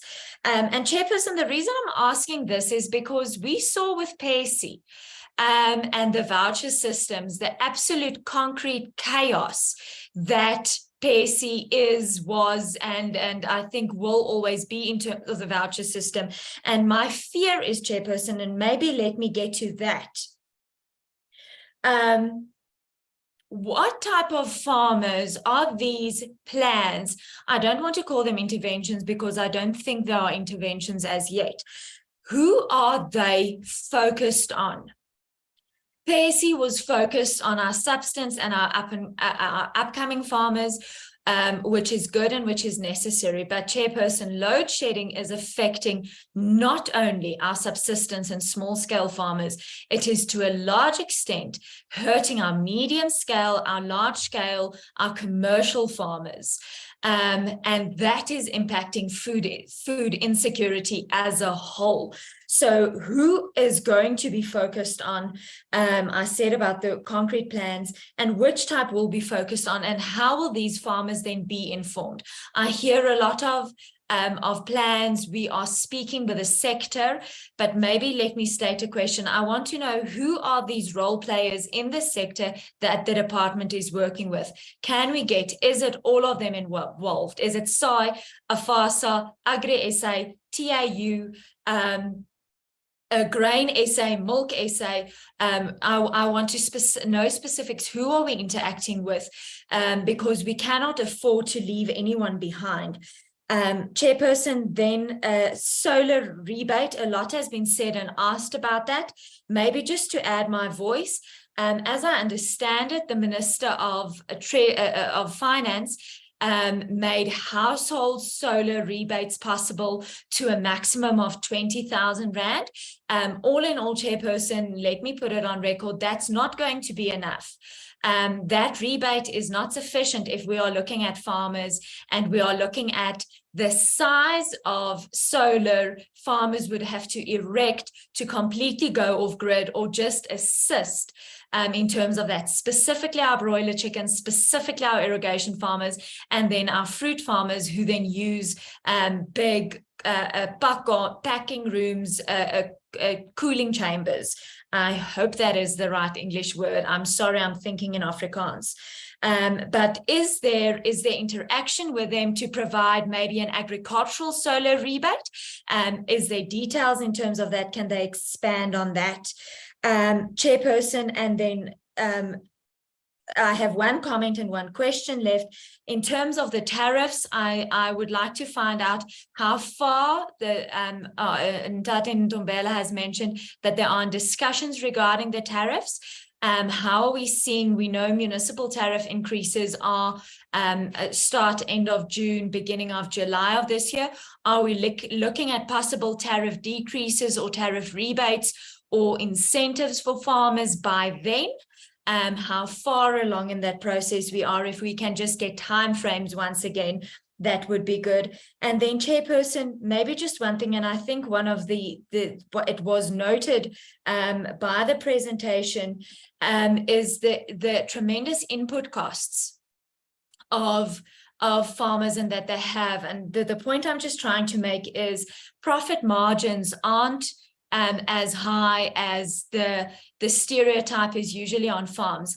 I mean, a third of input cost is spent on fertilizer and just that input, and another 2/3, I think the statistic was 5% is spent on electricity. So at this stage, I think we really need to do, in terms of that 5% and in terms of the 3 or 4% that it comes to then diesel if you use generators, we need to take that into account, Chairperson. But I think I've spoken long enough. This is my plight. I want to thank you once again and the committee for actually having this interaction session. I think it is very important, and if we can have regular updates as to this process and then clear-cut timeframes, I think that is the one takeaway for me. I want to see timeframes. Thank you, Chair. Dankie, Agbare Breed. In thinking in Afrikaans, we're gonna take away 2 English words from you, my fear. We must take away those 2 words, my fear. Thank you for your input. Honorable Tapa.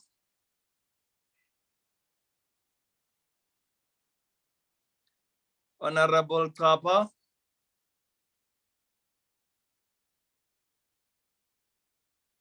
Dololo.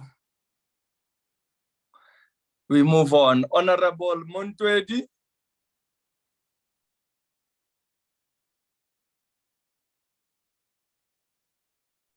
Ya leboga modulasetulo madume go wena le botlhe ba ba tsentetseng kopano ya gompieno.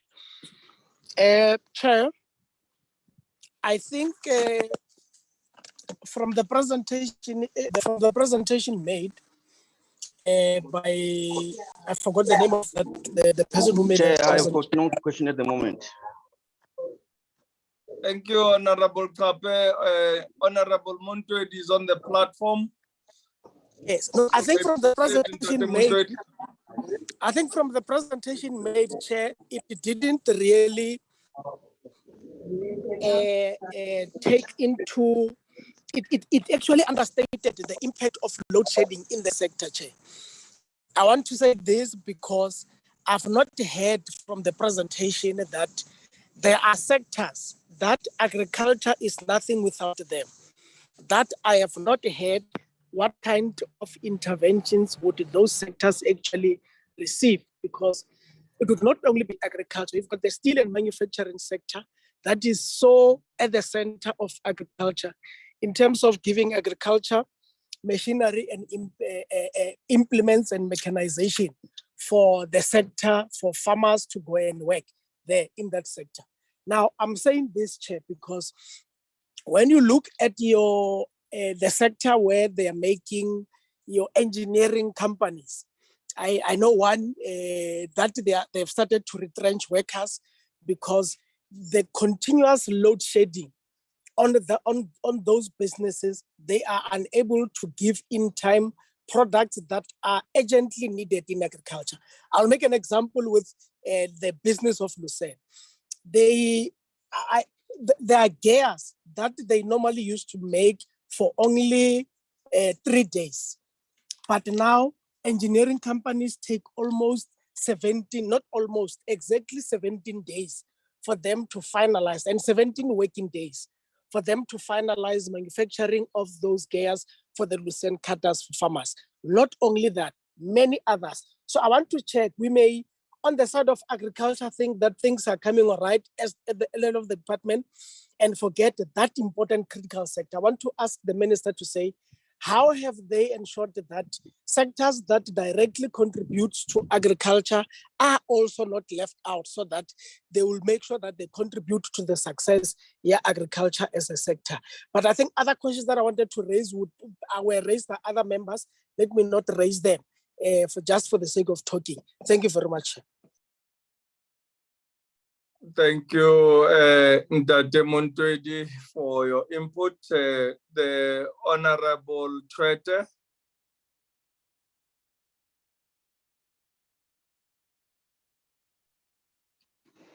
Thank you, Chairperson. Thank you again to the presenters for the presentation. Chairperson, I just need into Zimbini, Namtim. I will stick to the presentation under proposed solutions, engagement with ESCOM and possible solutions. I will just stick there. 2 questions. Ziphi, zenziwephi ukuba zikhona. I see the proposals. Have they been implemented yet? If not, what are the timeframes? When are they going to be implemented? And where? Ngifuna nje loo nto mna, Chair. We've been experiencing load shedding for almost 2 years now. And seemingly sisezawuqhuba another 2 years or a year. Now with the issues that have been raised by the honorable members, the farmers, the sector, and everybody else, because a lot of businesses are affected by this thing of load shedding. It's good proposals, it's good possible solutions. Maybe, Chair, I missed something in the presentation by Professor Ntombela. Where have these solutions been implemented? And when are they going to be implemented, if not? Secondly, Chair, I would like to understand Indo-80 or to know Indo-80. How then do we localize? Because in the presentation, we talk about ESCOM and municipalities. ESCOM and municipalities, the interventions there. There is this tendency, Chair, of national programs that when they go down to district levels, the province is nowhere in the picture in terms of accountability and monitoring. How do we close that gap? The last question, Chair, is based on the issue that is on the presentation. It install microgrids, PVs and battery containers, and are they installed yet? Or they will be installed when? Chair, we want solutions. We want them to be implemented. The farmers is yakhala, whether it's the large farmers, the medium farmers, even the household farmers. Everybody is affected by load shedding. We can't say we will prioritize these ones and not these ones. They are all farmers. We are prioritizing everybody. Maybe, Chair, I missed that part of the presentation. Can I just get a clarity? When and where? And if this already been done, where has this been implemented? If not, when are they going to be implemented? We are almost 2 years. We are 2 years in load shedding. So we can't come here and say we're still yet to implement these things. And there's nothing that we have done already. Thank you, Chair.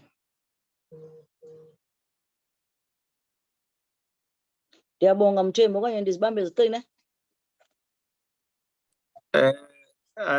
thought you were being load shedded by ESCOM, but it was actually on my side that I became a victim and I was kicked out of the system. Apologies for that.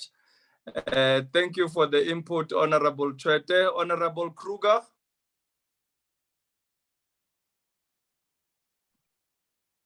Thank you, Chair. And thank you for my appreciation, must I say, for the presentation.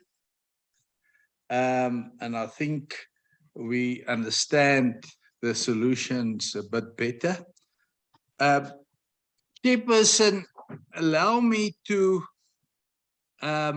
also at the same time my disappointment of the people attending this. You know, I was worrying that small business wasn't part of this group, because the president promised us in SONA that small business can form a huge part in supplying electricity in this dark ages where South Africa found them in. So, and this also gives us an opportunity to look at solutions where the farmers can form cooperatives, and in that way look after each other and supplying energy, electricity. And we also, especially on the small dorpies where surrounded by farmers, small businesses can form part of this electricity. So this is just an example, and I will request the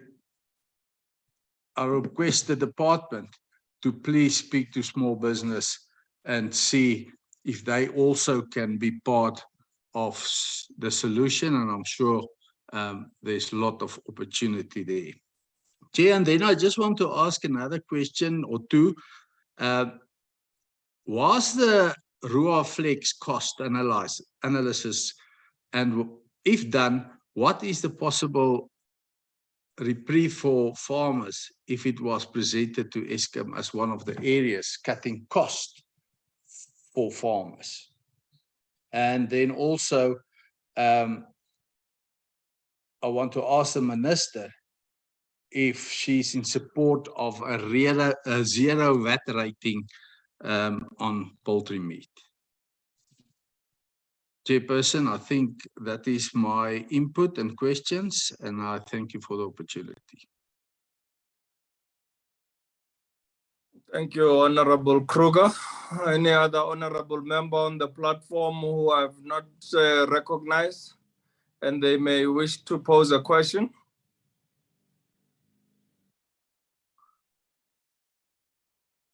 Honorable Swart.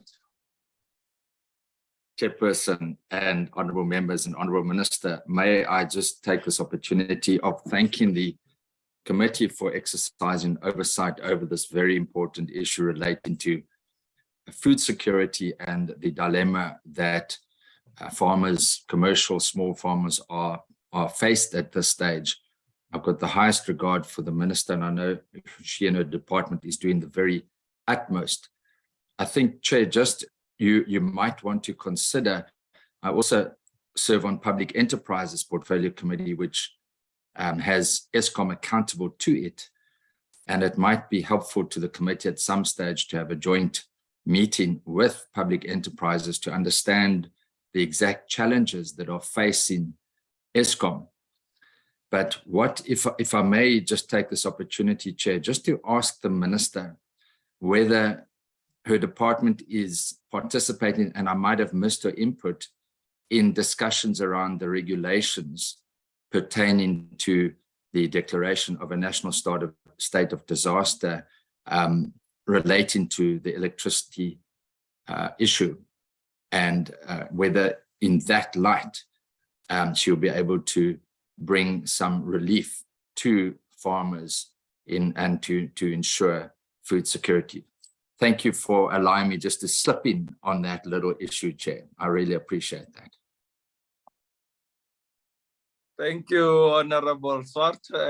We appreciate and welcome your input and your questions to the minister. And I think it will also be valuable for the committee to engage in a joint sitting with the Portfolio Committee on Public Enterprise. We shall indeed look into that. Honorable members, I will also take the opportunity to welcome the presentation that has been put before the committee by the Department of Agriculture, Land Reform and Rural Development. Honorable Minister, Deputy Ministers, the DG, Tate Ramasodi, and officials of the department, particularly Uba Untombela, who did the presentation. I think we are richer with the input that you have.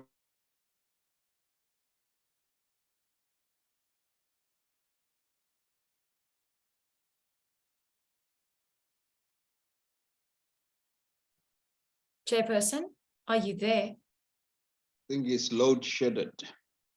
I also think so. So I can take over now. Not in my presence. In the farming community, we have in understanding what the department is doing in regards to the challenges that they are facing. Yes, Honorable Club. You were frozen. If you can just repeat that, we couldn't hear a thing from you. Can you hear me now? Yes. From the top, Chair.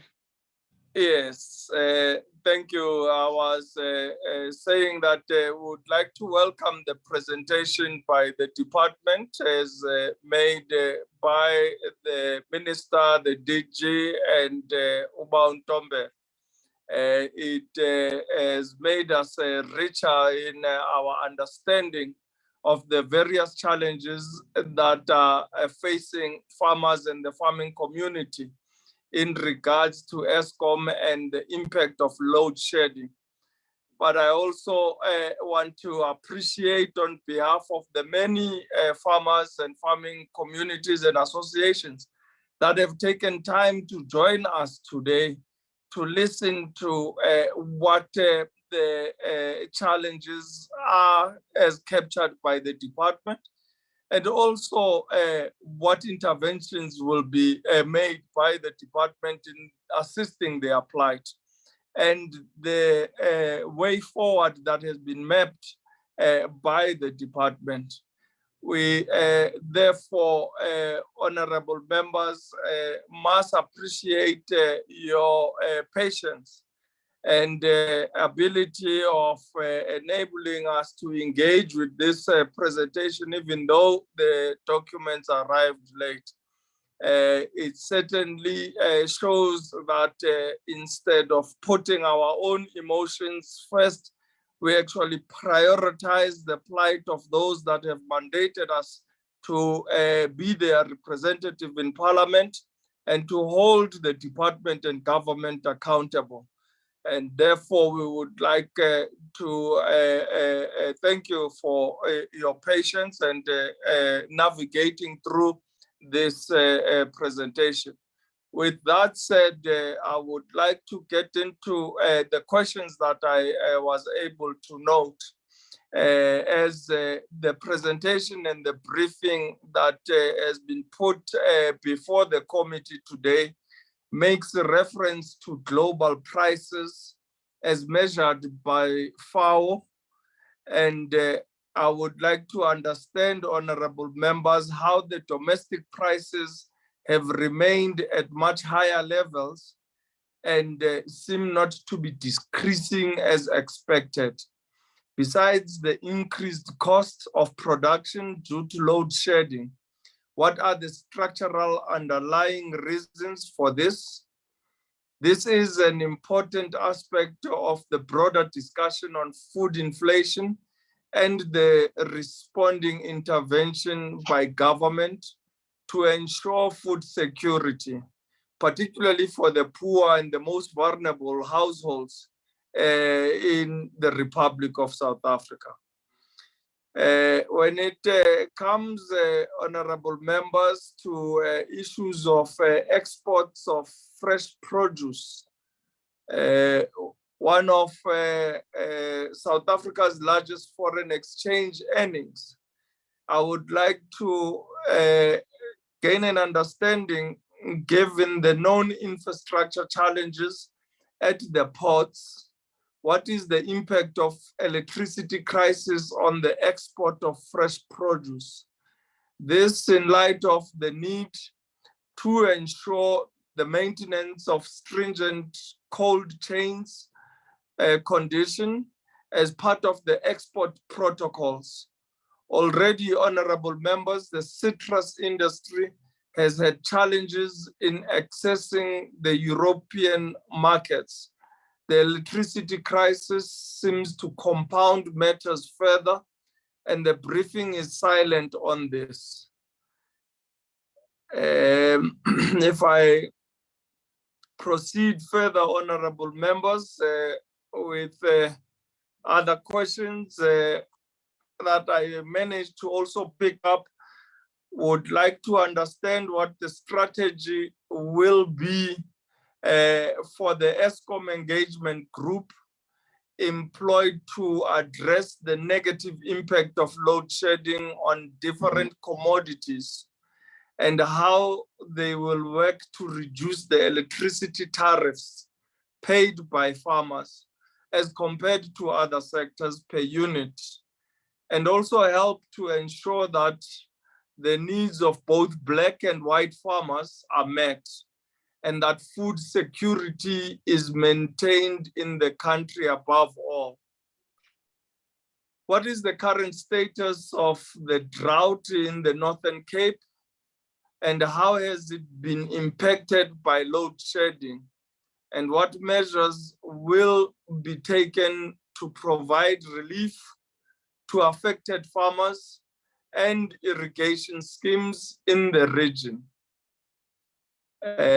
Last but not least, honorable members, what specific measures will the minister and ESCOM management take to address the concerns raised by farmers regarding the cooling of produce after harvest? And how will they ensure that the European Union regulations are adhered to in the citrus fruit industry? Additionally, how does the current load shedding crisis impact the citrus fruit industry? And what measures are being taken to mitigate this impact? That will be all the input on my end, honorable members. I would request the honorable minister and deputy ministers and the DG and officials of the department to note all the questions that have been posed, because we would want to request them to also be replied in writing, so that we are able to thoroughly engage with the responses and map a way forward for the committee if it necessitates us to proceed with a stakeholder engagement with farmers and farmer associations. But I will then take this opportunity to invite the Honorable Minister and the Deputy Ministers, DG and officials of the department to respond to the questions. I will also, honorable members, request to be excused as this is our day of prayer as Muslims in South Africa and the global community. I shall be leaving at 11:30 to journey to Mthatha for our prayers, but I've requested Honorable Kape to proceed chairing the meeting. I will be on the platform until 12:30, and then we'll be in for prayers, and I'll rejoin afterwards if the meeting is still in process. Honorable Minister, please proceed. Thank you very much, Chair. I just need clarity from you. You said we need to respond in writing. Yes, Honorable Minister, I would request that you respond to the questions that have been put by the honorable members to yourselves, but we would like to be finished with written responses after the meeting, perhaps no later than next week, Friday, so that we can be able to thoroughly engage with the responses that were given by the department. This will assist the committee in mapping a way forward should there be a need to interact with farmers and farmer associations. But No, you may proceed and give responses. Thank you, Honorable Minister. Thank you very much, Chairperson. With your permission, I would first ask Wandile Sihlobo, Fedimeya, and Dr. Ntombela and the DG to come first, and then myself and the Deputy Ministers will come after. Thank you. DG and officials, you may proceed. Thank you very much, Honorable Chair. I would request that because this is a team of individuals who are working within this task team that has been set up by the Minister, let me request first that we take advice. I would request that we start with Wakastrobo Wandile and Theo Boshoff, the two colleagues from that side. And we follow it up with Professor Meyer, who comes from BFEP. And then we go to the NMC, start with the CEO of the NMC, Dr. Piwe Ngangweni, and then we end up with Dr. Ntombela. Then I'll take it from there before handing over to the ministers. Thank you very much, Chair. I will request DG to also limit our input so that we conclude these responses and this session at 12 o'clock and allow an opportunity to wrap up the Animal Protection Amendment Bill in the last hour. Thank you.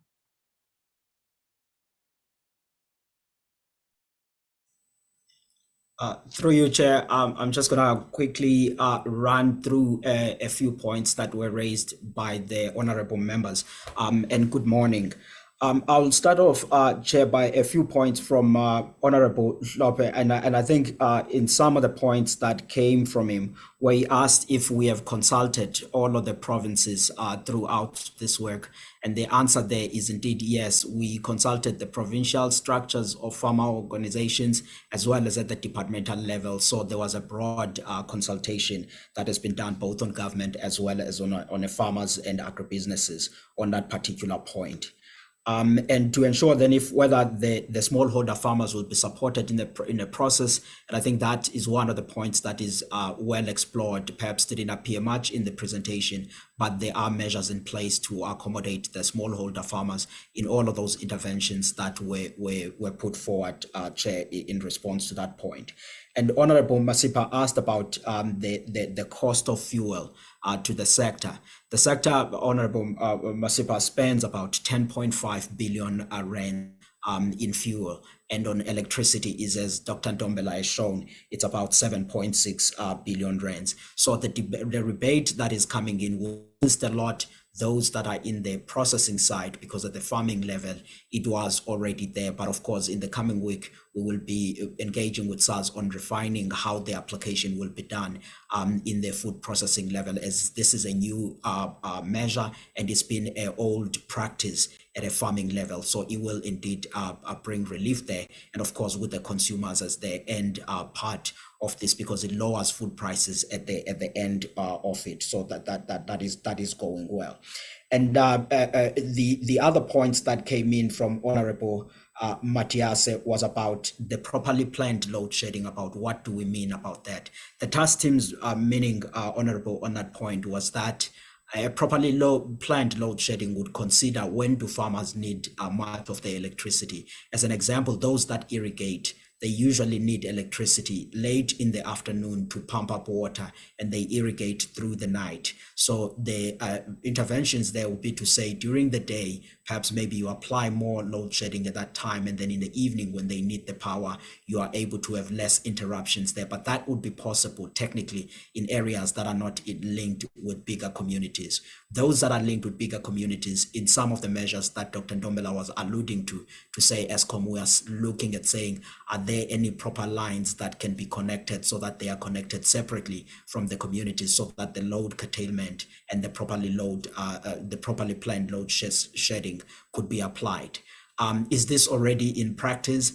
This is not yet fully in practice at this point, as we came into this agreement over the past week, as the minister was saying, that this has been an ongoing engagement between the task team, the department, as well as Eskom, but we expect to see a bit of momentum soon onto that. And as far as the subsidies, which the Honorable also assisted on, we are exploring to say in the blended finance that currently exists, what form that can come in there to subsidize own generation.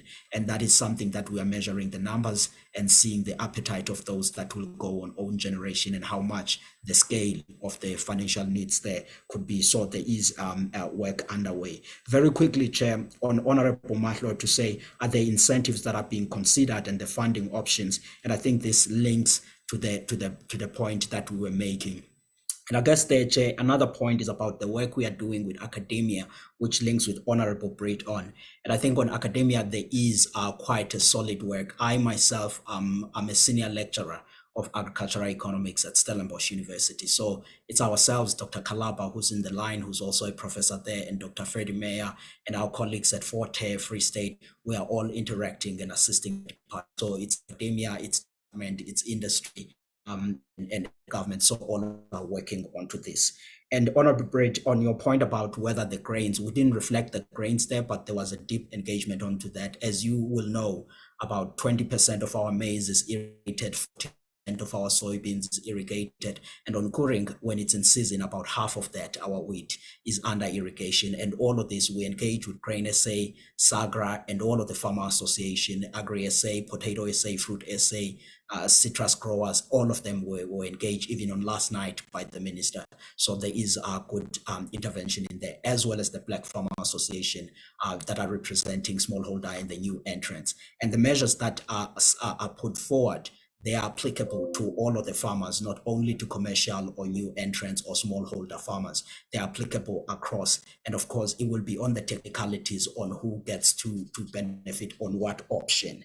And there on the points, Honorable Brett, you talk about the curtailment. The curtailment has been already tried out in parts of Gauteng and in parts of Free State.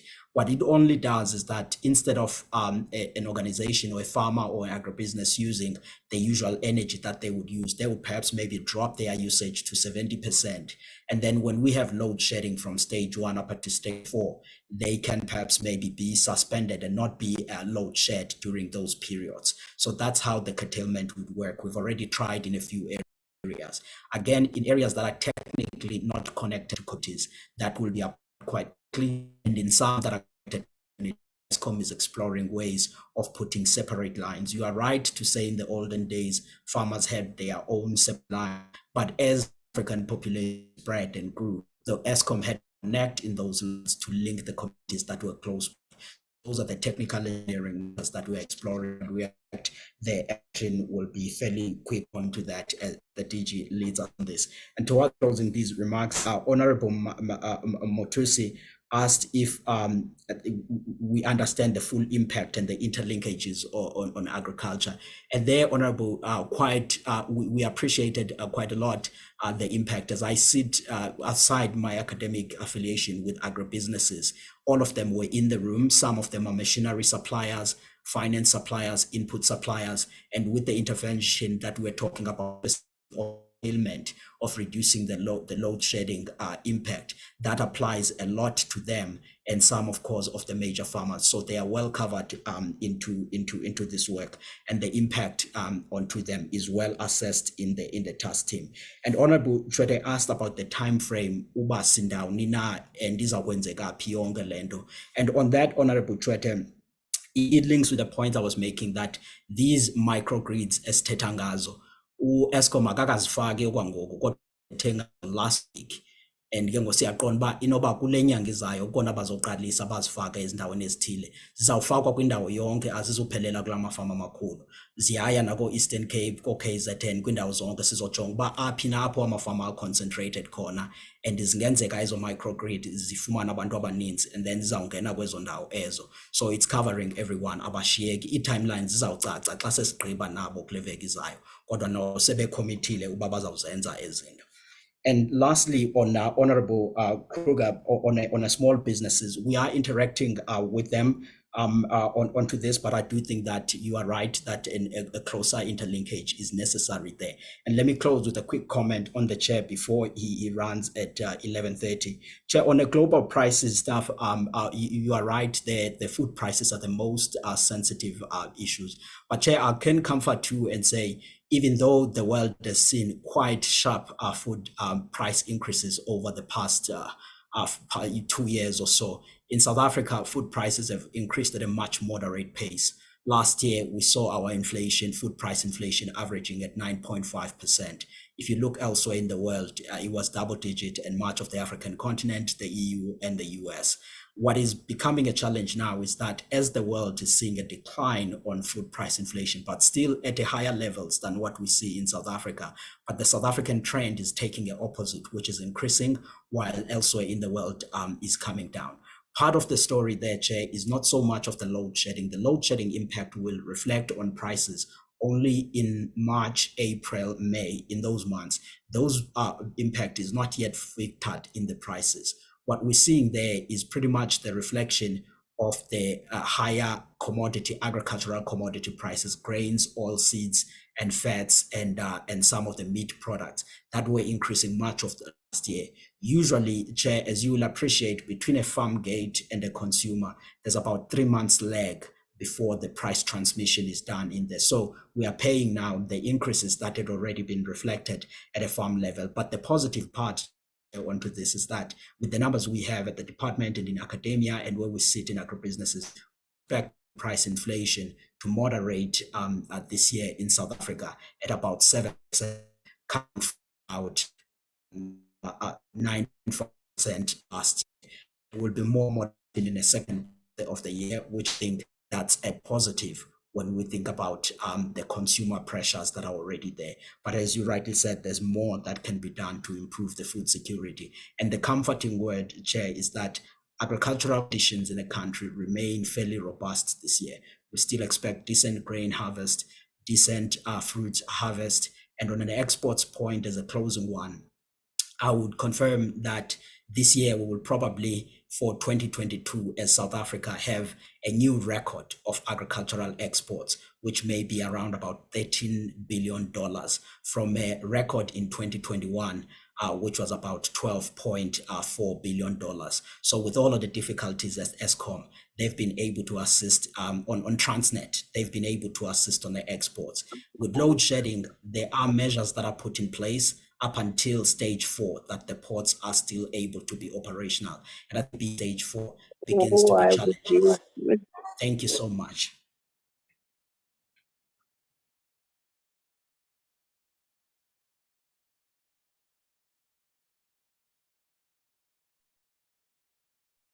Thank you, Boss Robo. Proceed, DG.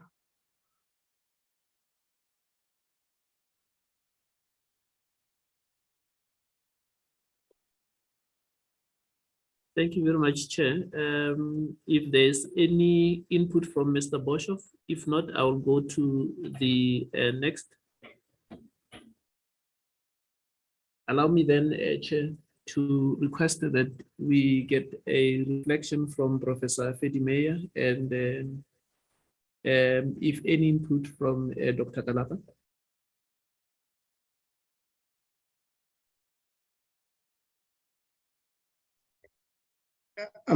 Thank you, DG, Honorable Minister, Deputy Minister, and Honorable members. This is Matlo Kalaba, part of the task team. DG, let me quickly also run through some of the responses and trying in every way not to repeat what Ndades Klobo has already said.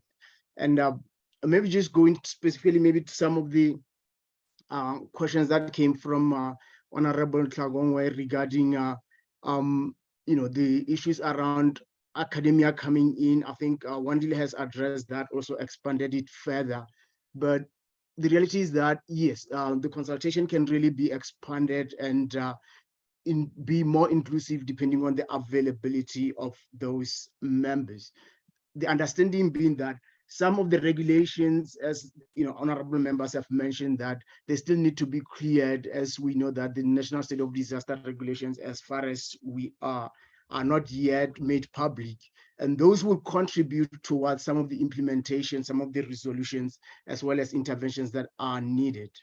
The question around curtailment, again, Ndades Klobo has addressed it to a certain degree, but Honorable Bria did ask whether this is actually something that can apply to farmers. And to a certain degree, yes, to some farmers, depending on their location, but most importantly, their utilization of electricity within a particular feed, it can apply. Emphasis being that it is not something that is applicable across the board, because there are a number of conditions which Eskom did explain to them. But just in brief, it is used in the mining sector, where you'd find that pretty much the whole substation, or up to 90% of the substation, is utilized by the mine in that area. And therefore, by using that, curtailment does not necessarily affect other users because they are few or there's none. So in this case, the agricultural sector, in some of those small substations, there can be a possibility of applying that, and that will still be considered going forward as a solution. And the same response applies to whether farmers can be, totally exempted from load shedding. I think we engaged Eskom, and their responses obviously comes from the national and the overall objective, being that they need to restrict a certain percentage of load in order to protect the grid. And in most cases, to enable that kind of, say, exemption, depends on the investment ability to separate from the grid and fit into that. But as a short-term solution, it is something that is highly unlikely, as Eskom did make that very clear. There was a question from Ntate Muthusi, and I'm glad Wandile also has addressed that, which basically involves the input industry into the agricultural sector. And Ntate Ndombela in his presentation did show various breakdown of the contribution of different inputs, machinery, fertilizers, other requisites, including electricity. And it is true that in the upstream, there are effects that filter through to the agricultural sector, and those need to be addressed and will be addressed. And it is further on the basis of engaging various industries. I think a point was made also by the honorable members here that the joint sitting with the public enterprise, in the same way, other layers or other stakeholders within the agricultural sector and outside, those would need to take place, and they've been noted, and they are part of the proposed resolutions going forward. My last contribution would be with what the chairperson, Honorable Mandela, has made with regards to citrus exports, but general exports to the international markets. Load shedding is not making it any easier. And having seen that, the Ntate Ndombela's presentation emphasized on the agricultural sector or primary production, that implies that if we suffer at that level, there is very little to talk about in terms of complying with international market requirements. However, these interventions and the proposals are trying to make sure that that does not happen, so that the cold storage, meeting the high standards that are required by the EU, it already makes it difficult if from the farm to the pack house or from the pack house to the harbor, if those challenges exist, it certainly makes it difficult to comply with those requirements. It makes it difficult to maintain high standards, to maintain those markets. And in the long term, we can easily lose some of those markets, not due to regulations alone, but also due to our inability to keep prices low as it has been expressed. And my final point would be from the proposals that Ntate Ndombela mentioned, is that given the geographic spread of agricultural production as well as agro-processing activities, different areas and different activities would require different interventions. Somewhere the solar panels or the containers would apply. Somewhere they'll have to comply with a combination. Elsewhere, there will be the load curtailment possible to implement.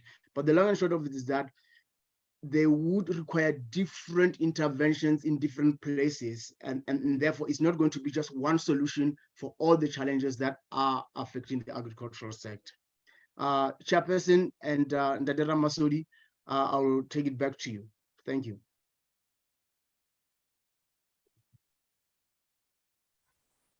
Thank you. Dr. Ramasodi. Ntate Ndombela, Dr. Ndombela.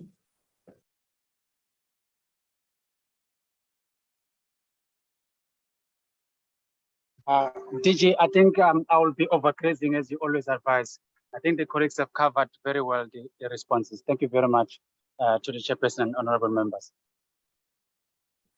No, thank you. Thank you very much, colleagues, for covering the measures. And Honorable Chair Tlhape, I think most of the areas have been covered, but to highlight this issue that was raised by Honorable Matthias on the reconsideration of subsidies in our sector. And I think that's a point that we need to take up based on the possible areas that we can expand from our regime within the WTO. That's something that we will be exploring over and above the blended finance options that we have on the table, which would then also broaden our just transition within the sector. I think the other issue that I would respond to that the colleagues have also touched base on was the issue that was raised by Honorable Breed. I think the quantum in terms of rooftop solar panels is 15. The limit is 15,000 instead of 20, I think, just for that area of work. When it comes to curtailment, The ESCOM colleagues have already given us even an application form of how we do it, but it would be foolhardy if the committee, the task team does not go through that, so that when we have got engagements with the sector, we can guide the process properly. That only came during the course of this week, and we'll be giving out to the sector the way that we can engage as a single point of entry and exit of this work that we are doing within the sector. I think broadly the areas have been covered. Honorable Mandela was asking whether we would be dealing with the Northern Cape drought. Yes, we will be dealing with that in terms of the declaration, plus as the department, the responses that we have got to give once a drought has been declared. I think those are the issues, and I'll hand over to Honorable Minister and Deputy Ministers for their input without going too much into other details. Thank you. Deputy Minister Chapter. Yo.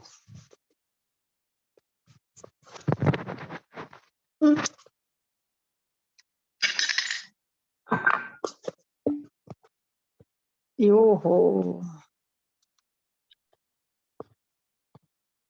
Yini wakhala kangaka mafako? Ayilungi phone. Can you hear me, Minister? Yes, we can, Deputy Minister. Oh, thank you very much. This load setting is remaining a real nightmare. You are not sure whether you will get through. Thank you very much for the opportunity. Minister and honorable members and all those in the platform, I wish to say, indeed, there isn't any to say. I'm very satisfied because the meetings that we have had and the briefings that we have been taken through have been properly represented in this meeting, as well as the questions that came from the portfolio committee members made it clearer and clearer. And therefore, I wish to say, Minister, I'm satisfied with the process. It's going as we actually had planned. Thank you very much for the opportunity. And goes. Thank you very much, Deputy Minister. Thank you, Chairperson and honorable members. We will indeed respond to the detailed question in a written form as the Chairperson has advised. Just to reflect on a few issues that have been raised by members, whether provinces have held their meetings with their constituencies, one will not be sure as to provinces on their own, other than the Free State, who have convened a dialogue for Wednesday with the farmers. But I just want to indicate, Chairperson, that our meeting that we've held, which includes your farmers organization, Agri-SA, TAU, AFASA, NAFU, beef, the new one, the Black Commodity Organization, the citrus growers, fruit growers, all of those that are represented in the Agricultural Business Chamber have been part of these interventions, which therefore means we've really not left anybody behind. And what the national structures have also done has been to converse with their provincial structures in terms of the discussions that have been happening at a national level. The task team has had engagements which included our provincial departments together with provincial farmers organization. So the input that you are receiving carries from those structures upwards. Also in the discussion with ESCOM, they gave us on the 9 provinces, the contact people at a provincial level that our farmers organization can actually engage with to look at specific solutions that are there at a provincial level and even at district and local level.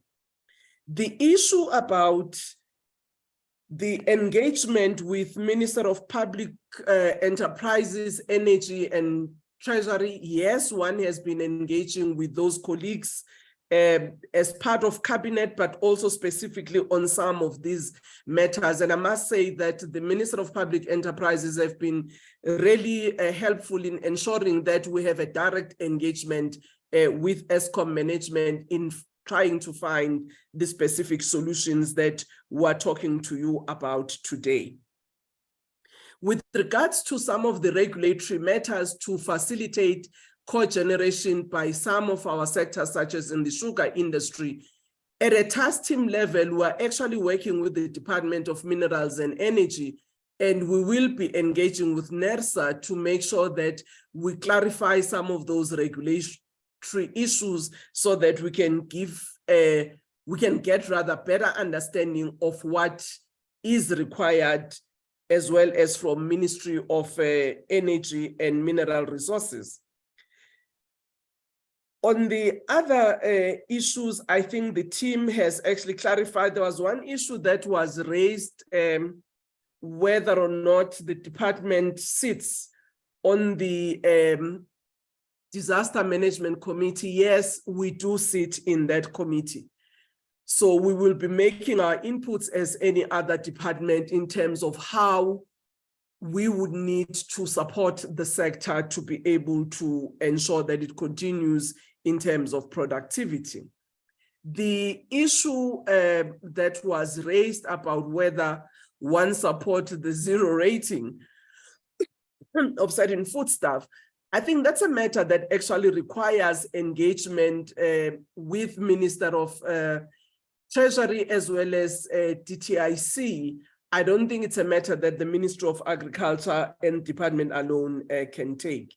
But we will, honorable members, be able to report back fully in writing, and also, as Honorable Briet had indicated, have briefings as asked by the committee, as this matter is an ongoing matter that we must address. Thank you very much, Honorable Chairperson.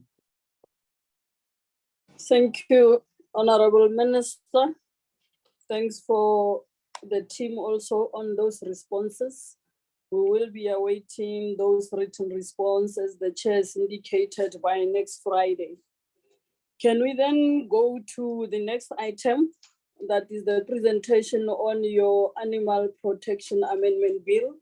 Honorable Swart, I've noted that you are currently under load shedding, and hopefully you will be listening. Also, you will still be able to hear what is being presented by the department.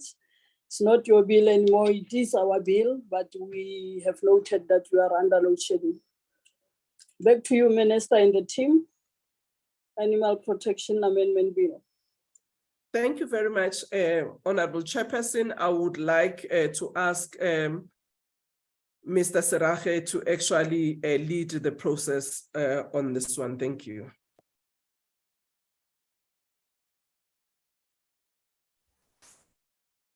Thank you, Honorable Minister and Honorable members of the Portfolio Committee.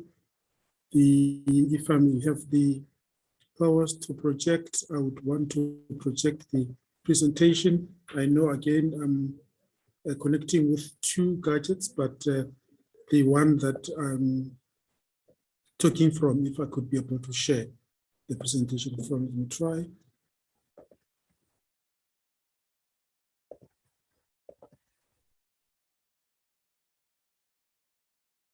Yeah, I think it's sharing, and I hope I'm audible.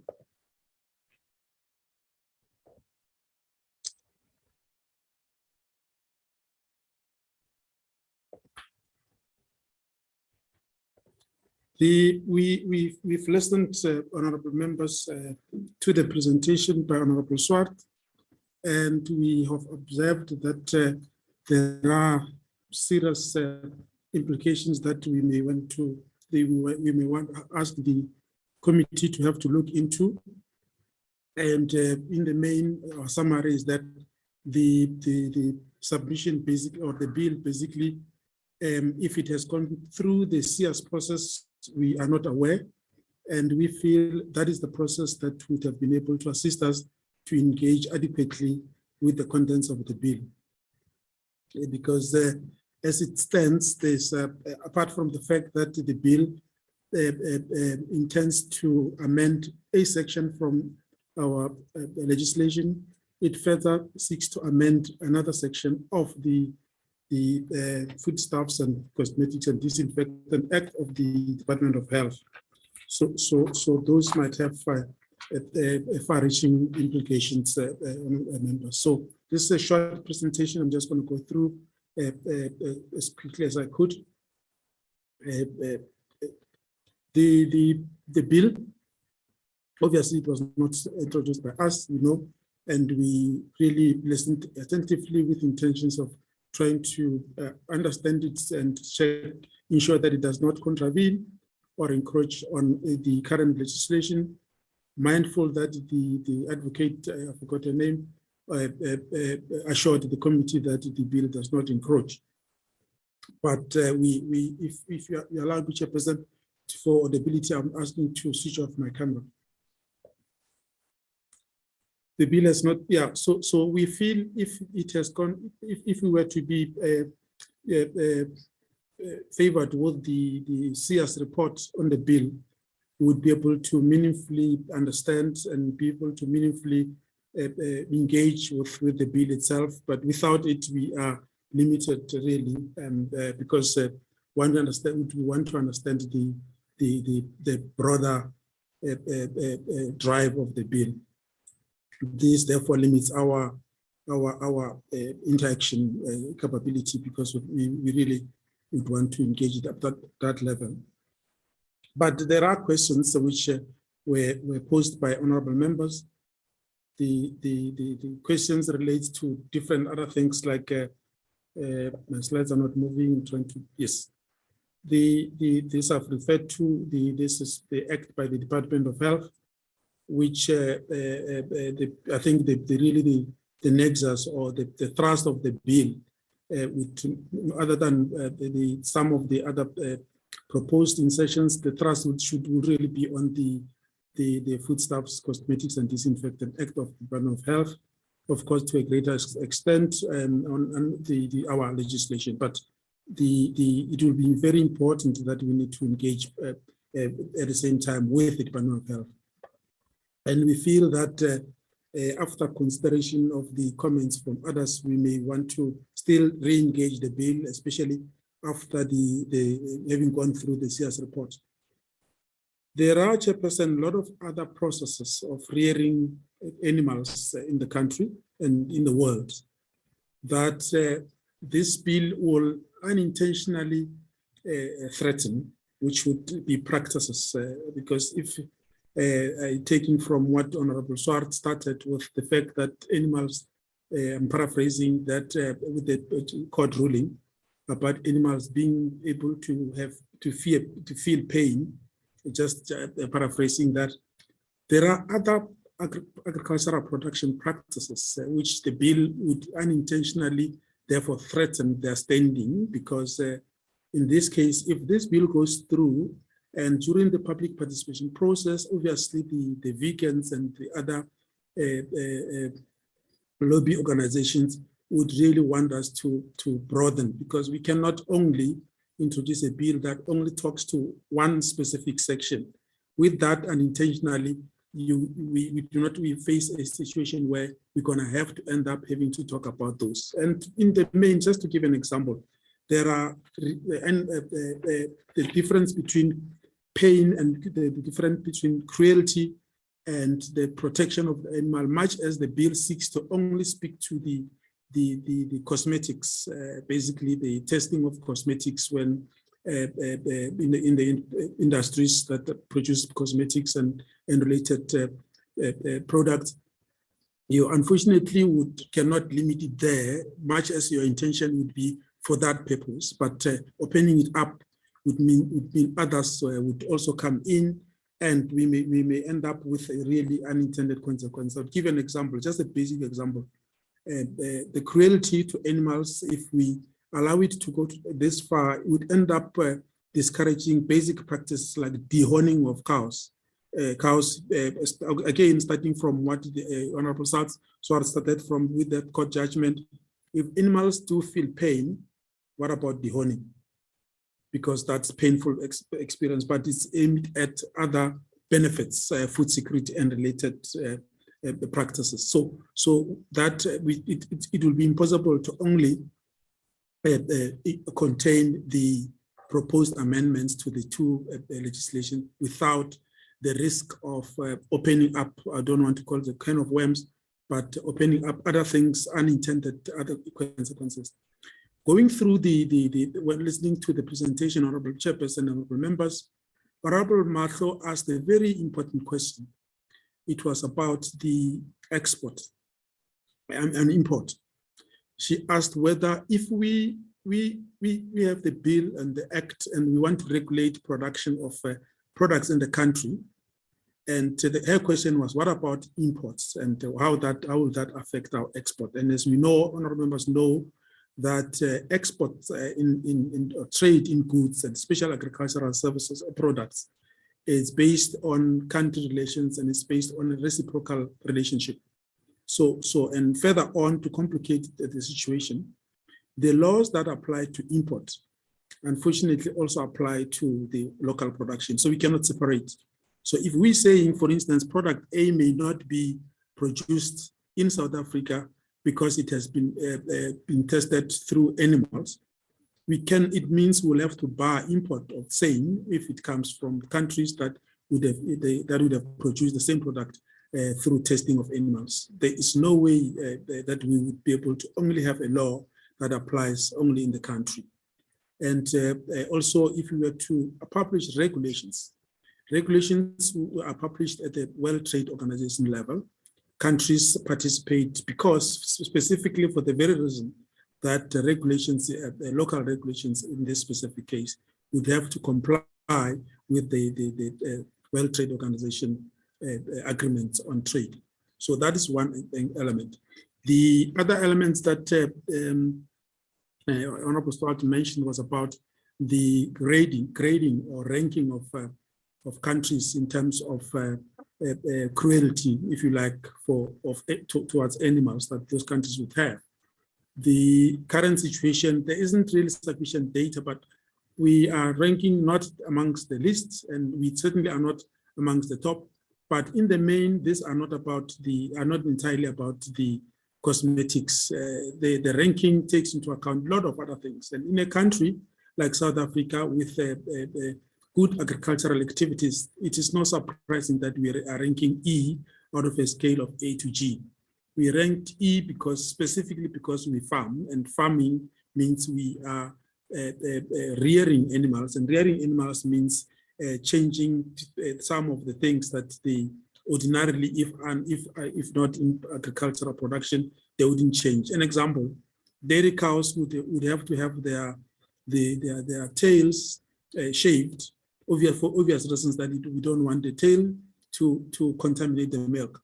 But the intention of the tail on a cow is to protect itself against external parasites and all of that. So those are just one of the classical examples that we need to, we are asking the committee to look into this bill realistically, because those could be. So this map just shows one of my members might not have, but I felt I should just include it at the 11th hour. Apologies. This map shows this is South Africa, and the color denotes where we are. We're not the worst off, as the sentiment during the presentation was made. We really not worse off. We compare favorably with other countries. In fact, in Africa, the country that ranks up is Tanzania, and Kenya is also amongst the top in terms of ranking. But if you look at the agricultural production happening in those countries, and also the number of the population versus the number of animals, the game included, that's how they would then end up with the calculation that has Tanzania ranking above South Africa, Kenya also on top. But we're not ranking that badly as South Africa.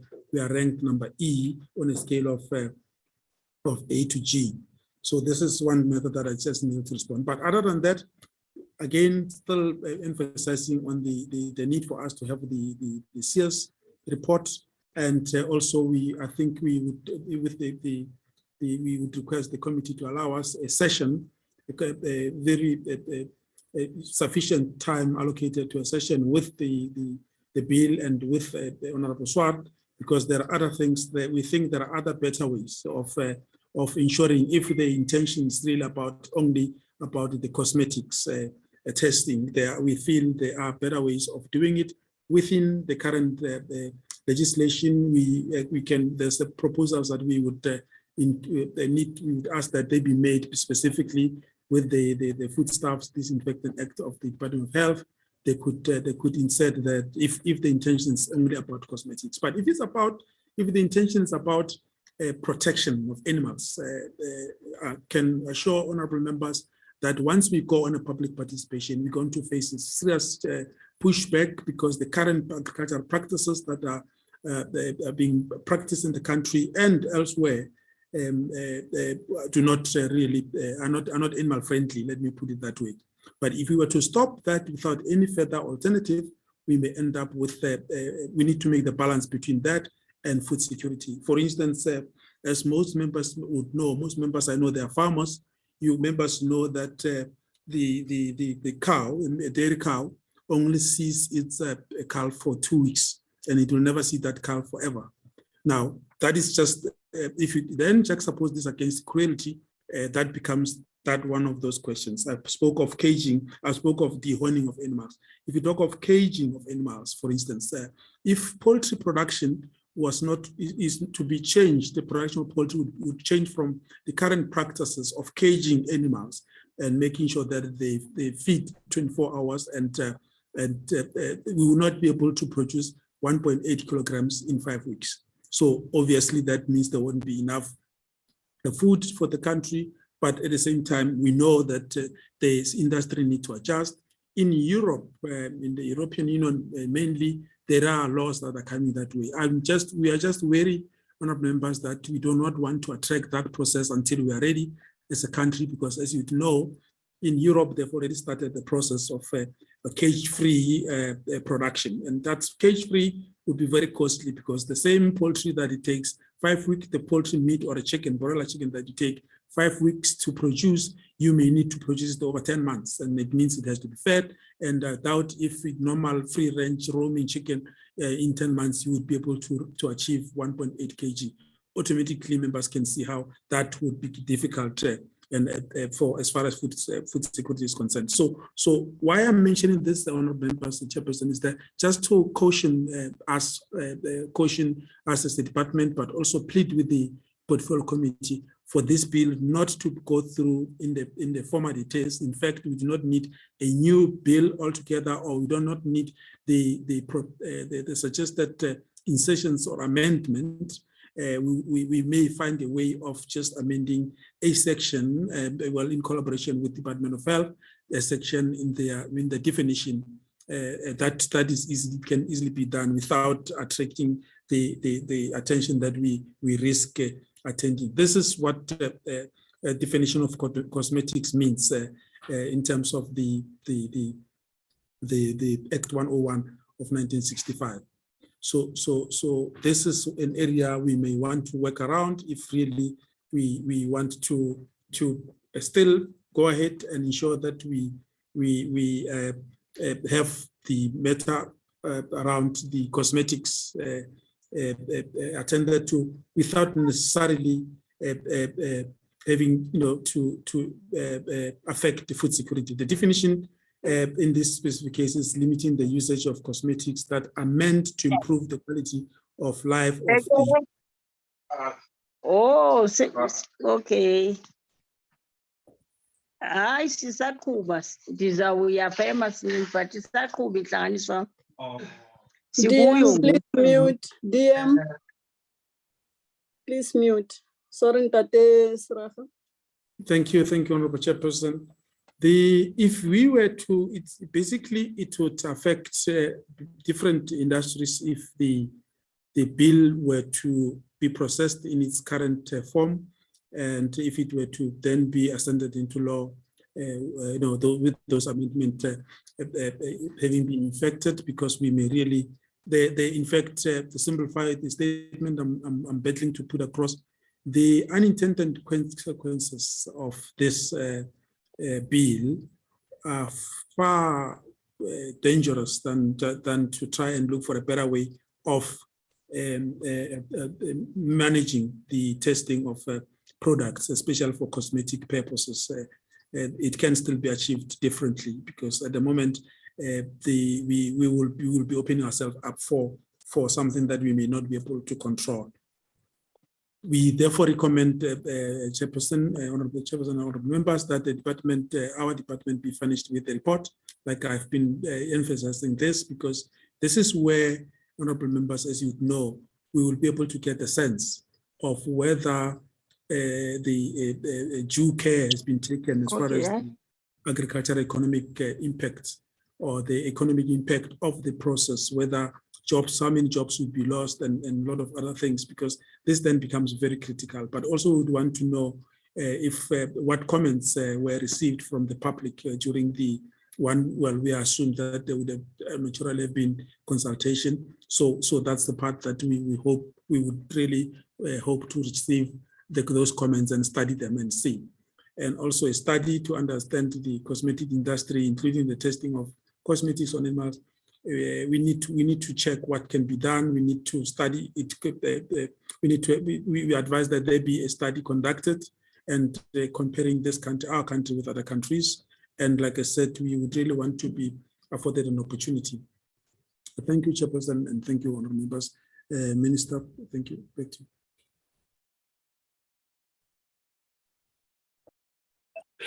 you. Thank you, Ntate Seraga. Minister, is there any other thing before we engage?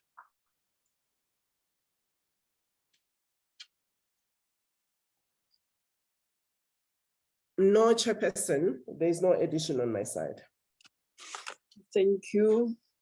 Honorable members, that is the presentation from the department with regards to the Animals Protection Amendment Bill. I have just checked, Honorable Briet, I saw your message. Yeah, some of the members, most of them, they are still on the platform. We are all experiencing load shedding at this moment, but I'm opening the platform for you, honorable members, to engage with the briefing from the department. Let me start with Honorable Chwete.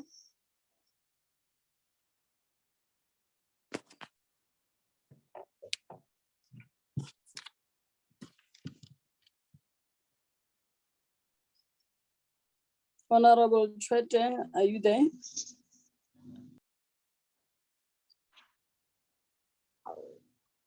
Maybe before you come in, I see the hand of Honorable Swart.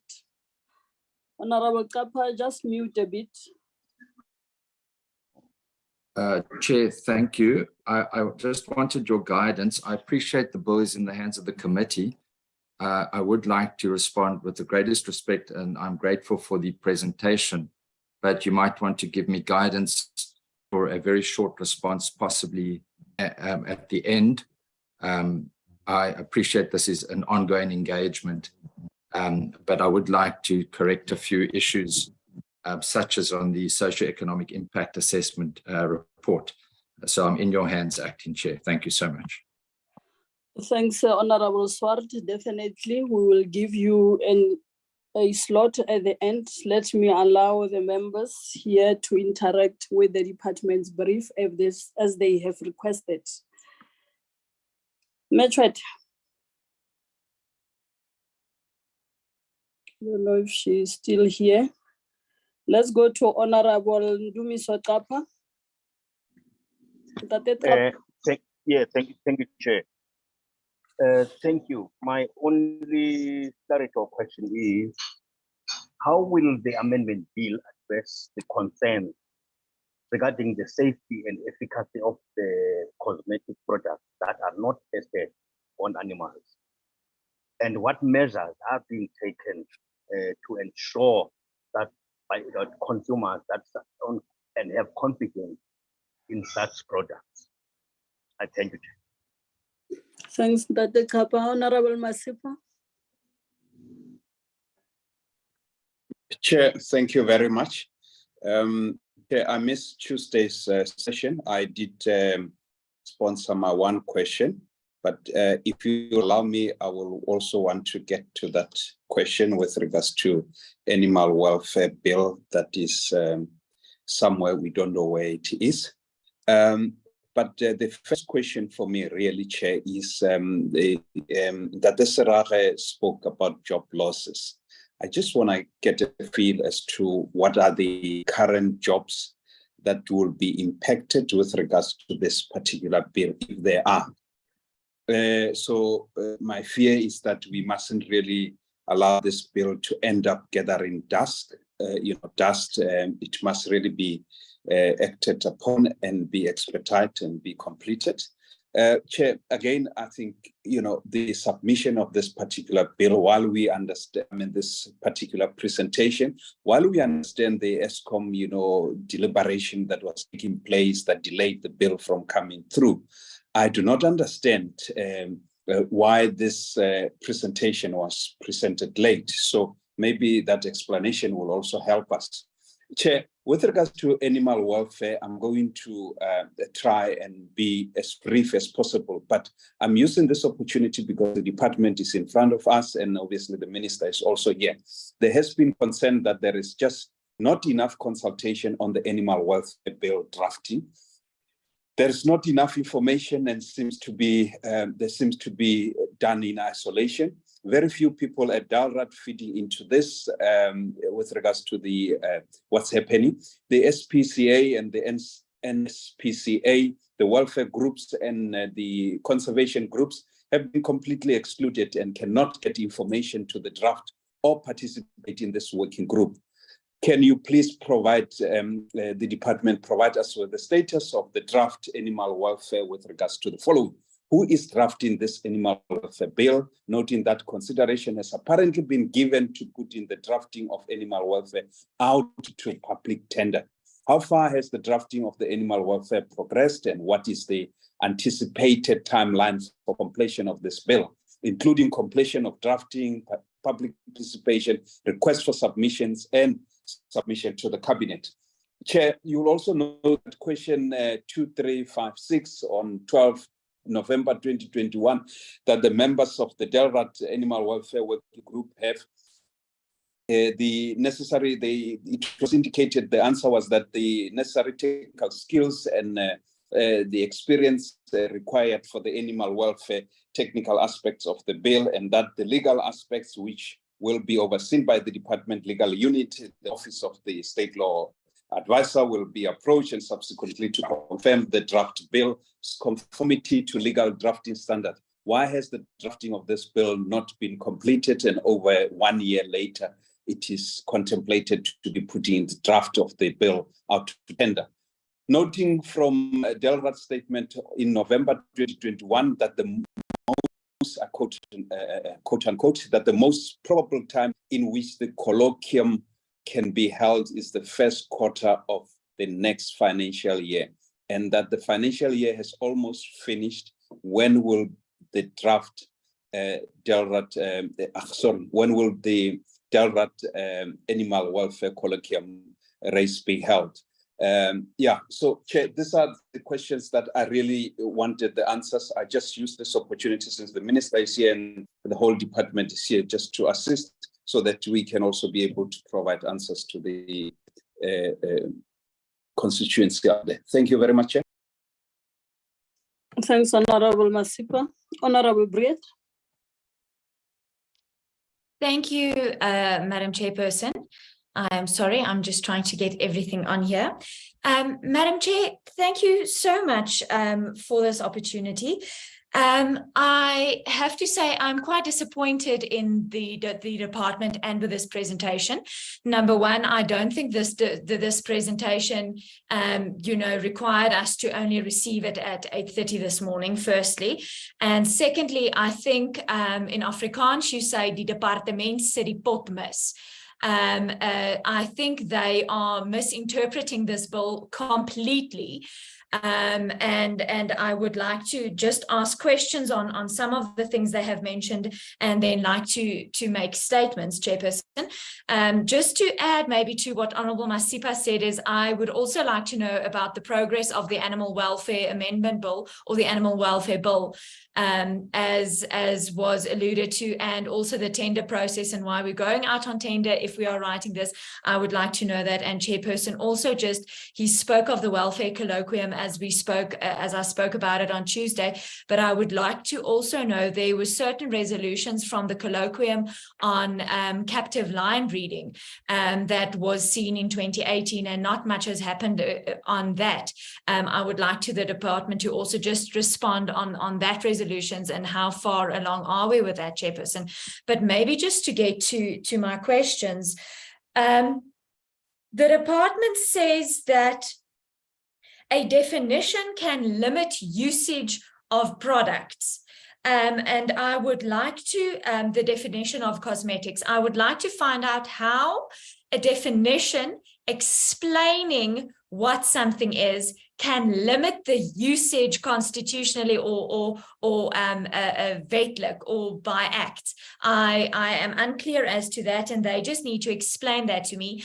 I think the reason why the cosmetics definition is so broad is because cosmetics is not, as we just think about it, Q-tics and makeup. It's about all of these other projects, and it needs to be explained thoroughly as to ensure that. Then, Chairperson, I think it was specifically said, because I made mention of it and I feel passionately about this bill, and I think the department is incorrect in their summation that it can impact. It has, their words were unintended consequences. I think Honourable Swart made mention that we are not affecting imports. It is specifically just for South African products. He made mention that, well, let's get to the imports. Many countries are already banning animal testing, so South Africa will not be impacted on our exports. It will actually just, improve our exports and our potential of exports. Should we do that, it will not negatively affect inputs. I think it was said they are talking about that there needs to be a study conducted. I think Honourable Swart spoke of a study that was conducted and made mention of all of those countries that already have the ban of cosmetic product testing on animals. And I think the department actually just actually assisted Honourable Swart with that great map when DDG Sarache said we are not ranking so badly. To get an E in school is to fail. India, who are by means a far worse third world country than South Africa, ranks better in terms of animal rights and animal welfare than South Africa. So I would like to disagree and say we are doing not just not so badly, but we are doing shockingly poor for a country as South Africa, and we need to be at the forefront of cosmetics.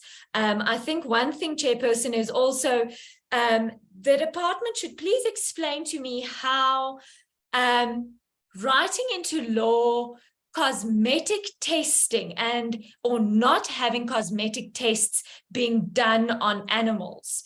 Nowhere in the bill, and I don't know if they've read this bill, it was indicated that when Honourable Dudley in the 5th Parliament consulted with the department, they did not respond. Maybe that is why they are confused and making incorrect assumptions of this bill, Chairperson, is the fact that cage-free was brought nowhere regards. In fact, this bill is actually less stringent than, as we've seen in the 5th Parliament, to be less controversial.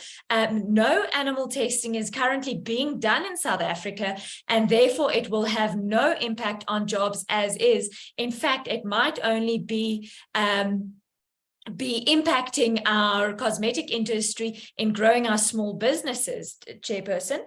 And then unintended consequences study conducted, and then Yes, the one thing was I do not understand how, and they need to explain to me. I cannot explain. I cannot see how testing on cosmetic animals are impacting.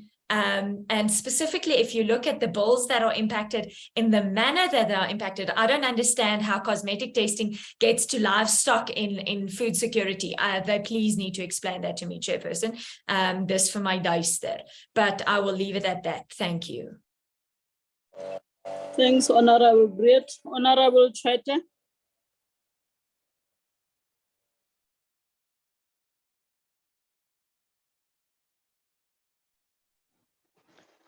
Honorable Chair. You have the platform. Thank you, Chairperson. Actually, Chairperson, let me apologize. I have a serious challenge here on my side. I did not hear most of the presentation, Chair. So can I pass?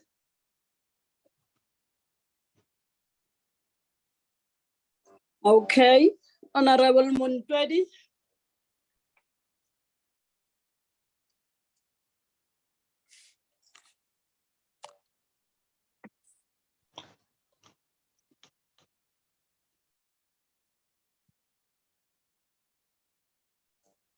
Dr. Muntwedi outing.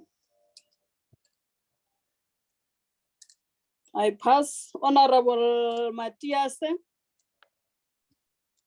Well, thank you so much, Honorable Tape. Well, let me welcome the proposed amendment bill by Honorable Swartz.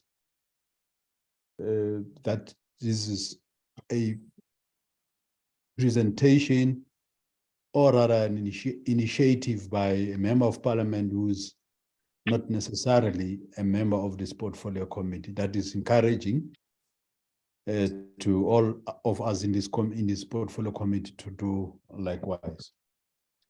Secondly, Honorable Chair, the legislation or the act which is sought to be amended here is the 1962 Act, Act number 76. But when one go through the archives, discovered that there was an attempt in 1991 to make amendments on the same act.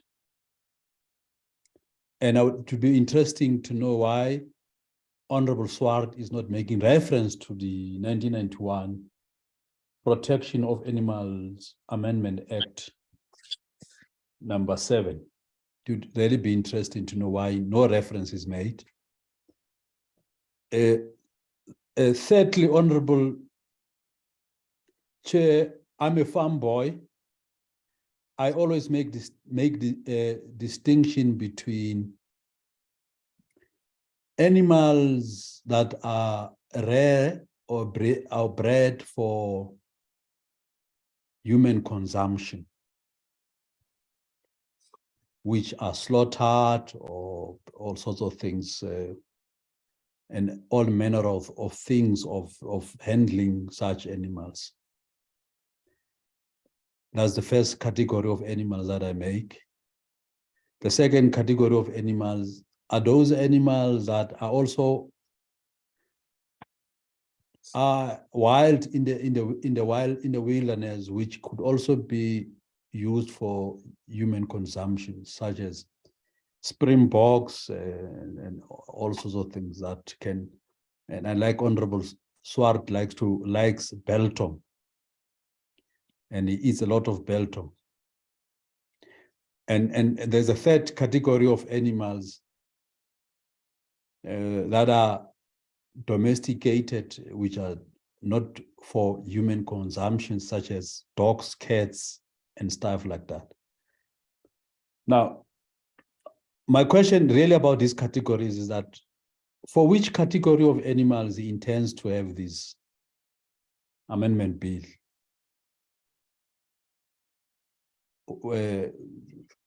For purposes of administering cosmetics and for purposes of ensuring the animal welfare and the general health of these animals.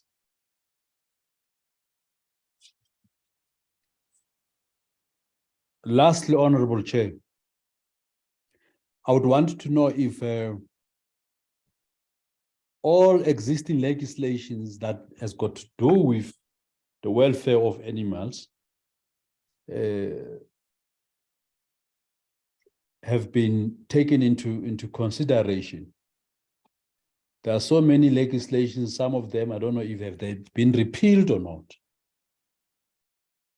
Animal Diseases Act of 84, Animals Health Act of 2002, and a whole range of other acts that has got to deal with the health, welfare, and protection of animals.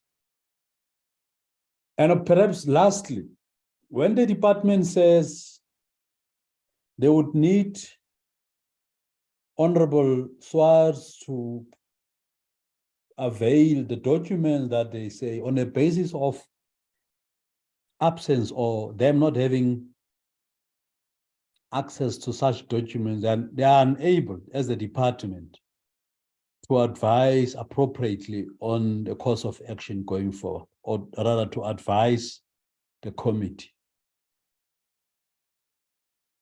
Isn't there a duty that once a private member's bill has been developed and a memorandum written, that they should provide the socio-economic impact assessment study or report on such a bill? It's really disturbing that to hear the department official says they do not have that and therefore expect Honorable Swartz. It could be me tomorrow who shall be asked to do a socio-economic impact assessment study when officials are there to help members of parliament to do such studies. Thanks, Honorable Chair.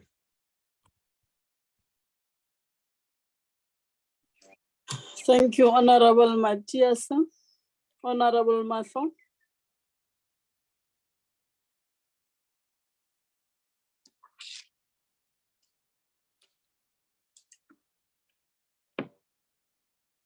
Memasho, is you on the platform? Okay, thank you. Am I audible now? Yes, you are. Thank you. Thank you very much. Chairperson, firstly, let me greet you and greet the minister and deputy ministers present, including our officials. Once again, Chairperson, as I have already appreciated the presentation from our departments by the minister and his team, my question will be, how will the Animal Protection Amendment Bill impact South Africa and international trades, including the relation with countries that will that still allows the animal testing for cosmetics, and what strategies are in place or are being developed to address any potential conflicts that can happen or that can occur. The second one, which is also a smaller question, is to ask what the impact will be then on animal testing for cosmetics. I have on the exports of South African cosmetics products, and how will this affect the country's economic growth? Because the presentation did not really indeed go in details with regard to the issue of economic growth, and how then are they going to be able to deal with that one, the economic growth? I think those are smaller things that I just wanted to understand. Thank you. Thank you, Honorable Maso. Honorable Masip, I don't know why your hand is up, because I want to give Honorable Kruger. No, Chair, sorry. You can give Honorable Kruger. If you've got space for me, I would like to sponsor one last question that I forgot. Thanks. All right. Let's move to Honorable Kruger then first. Honorable Kruger. Thank you, Acting Chairperson. Chairperson, I'm very disappointed in the presentation of the department. They really should have give us a direction on how we can make an informed decision about this bill. And they are supposedly the expert on, supposed to be the experts on animal health. But the wobble of the DG in his presentation doesn't convince me that the DG is talking anything out of an experienced person's mouth. So, Chairperson, there was an Afrikaans word used by Honorable Breed, and I just want to throw in another Afrikaans word here, and that is that the department tas in die donker. They don't know what they're talking about. Thank you. Thank you, Honorable Kruger. Honorable Masipa. Chair, yeah, I think this question is important just before Honorable Swartz come in. Chair, as far as I'm concerned, obviously this bill is in our hands as members of Parliament, as a committee that needs to really look at this bill and go forward. Maybe the question is, did we have CS done by Honorable Swartz? And if it's done, really, can we proceed? Because I do not think that is now in the hands of the department to decide the way forward. And you are welcome to really guide me with regards to this one. But I think as far as I'm concerned, the bill has passed the cabinet, it's now in the committee. Committee needs to make decision. In my view, this bill is a very, very simple bill that we can just proceed. Thanks very much. Thanks, Honorable Masipa. Honorable Chapter, do you still want to come back? Have you heard anything from your colleagues?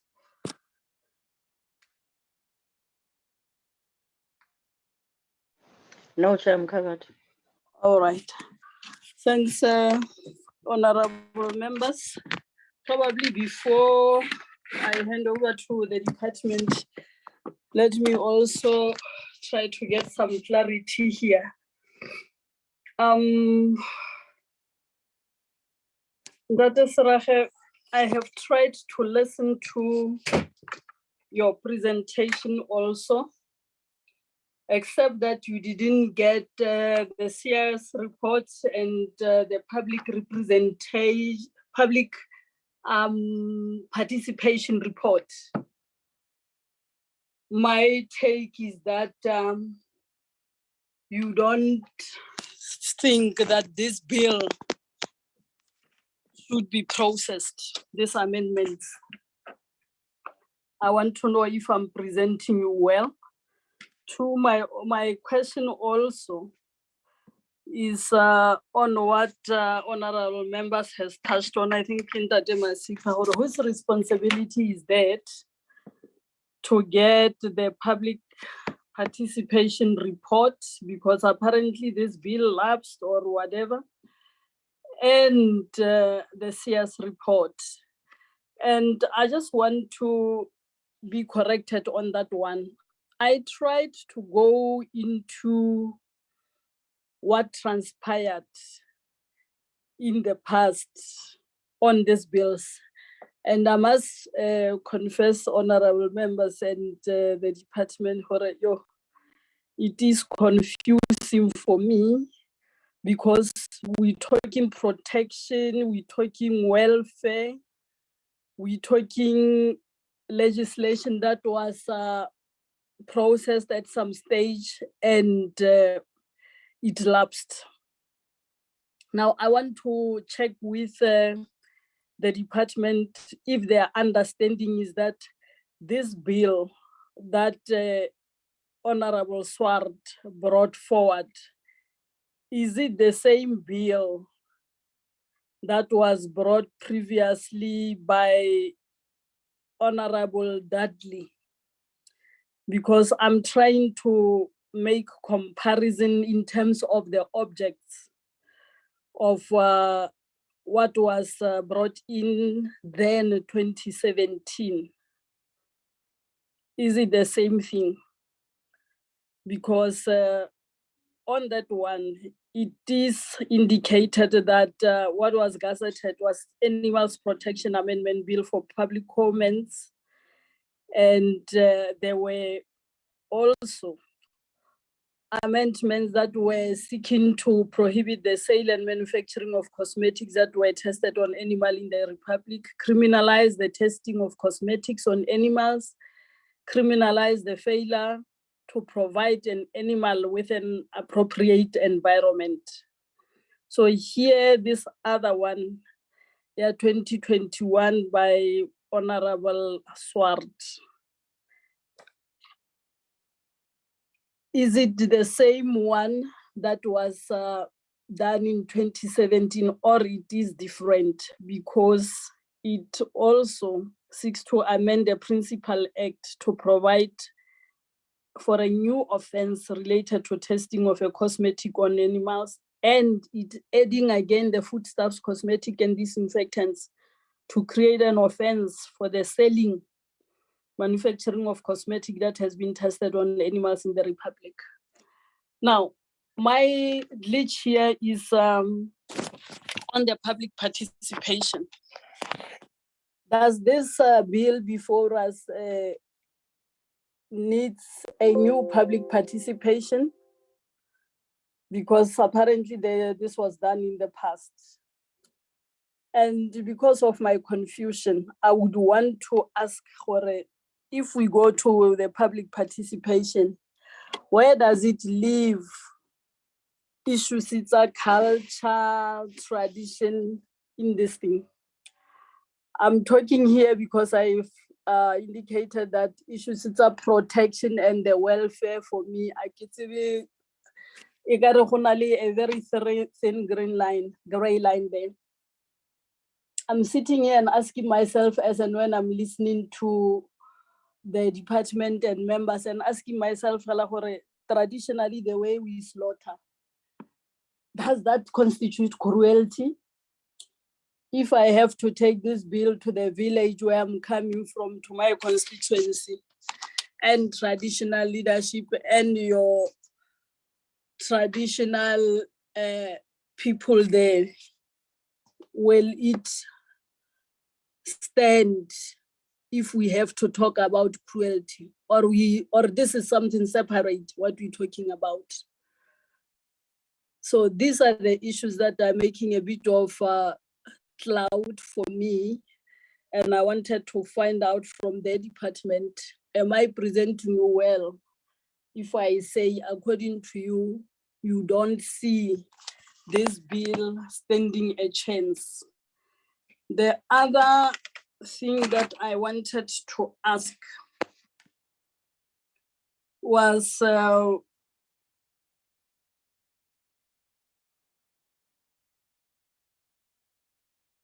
on the impact on other legislations. You have alluded to several legislation that this bill, the amendments proposed, will impact on. If we say, for an example, we don't continue, the issues that has been raised here by Honorable Swart as the main person proposing this bill, are they covered in any of these other legislation? Or are there any other legislation that talks to the animal welfare, that speaks to what he feels needs to be corrected? I have noted and heard you that even if we do regulations, they go up to the World Trade, they are canvassed there. It's not only an individual country's matter, and this has got far-reaching implications, especially on what will come into the country if we want to go this route in terms of your cosmetics. So I just wanted to check if this issues are covered in any other legislation. My last question is that these other legislations that are not for sure under the department, not your competency, for lack of better word, for health or for other departments, if for clarity seeking question and the experience that we have, if we have a legislation that encroaches on legislations that are not under your competency, what is the process? What needs to happen? That will be all from my side. Honorable Minister and the team.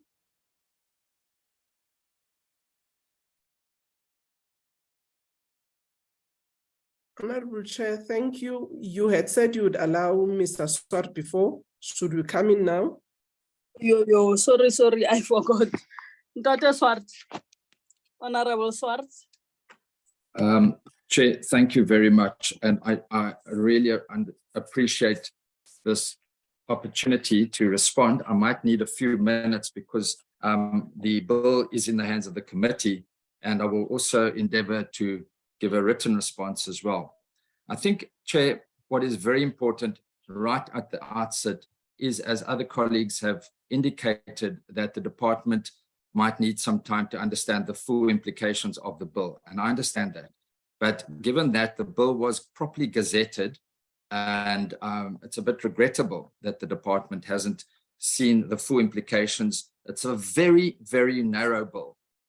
A narrow bill that seeks only to ban cosmetic testing, only cosmetic testing on animals in South Africa. The point I made, it doesn't happen in South Africa at the moment.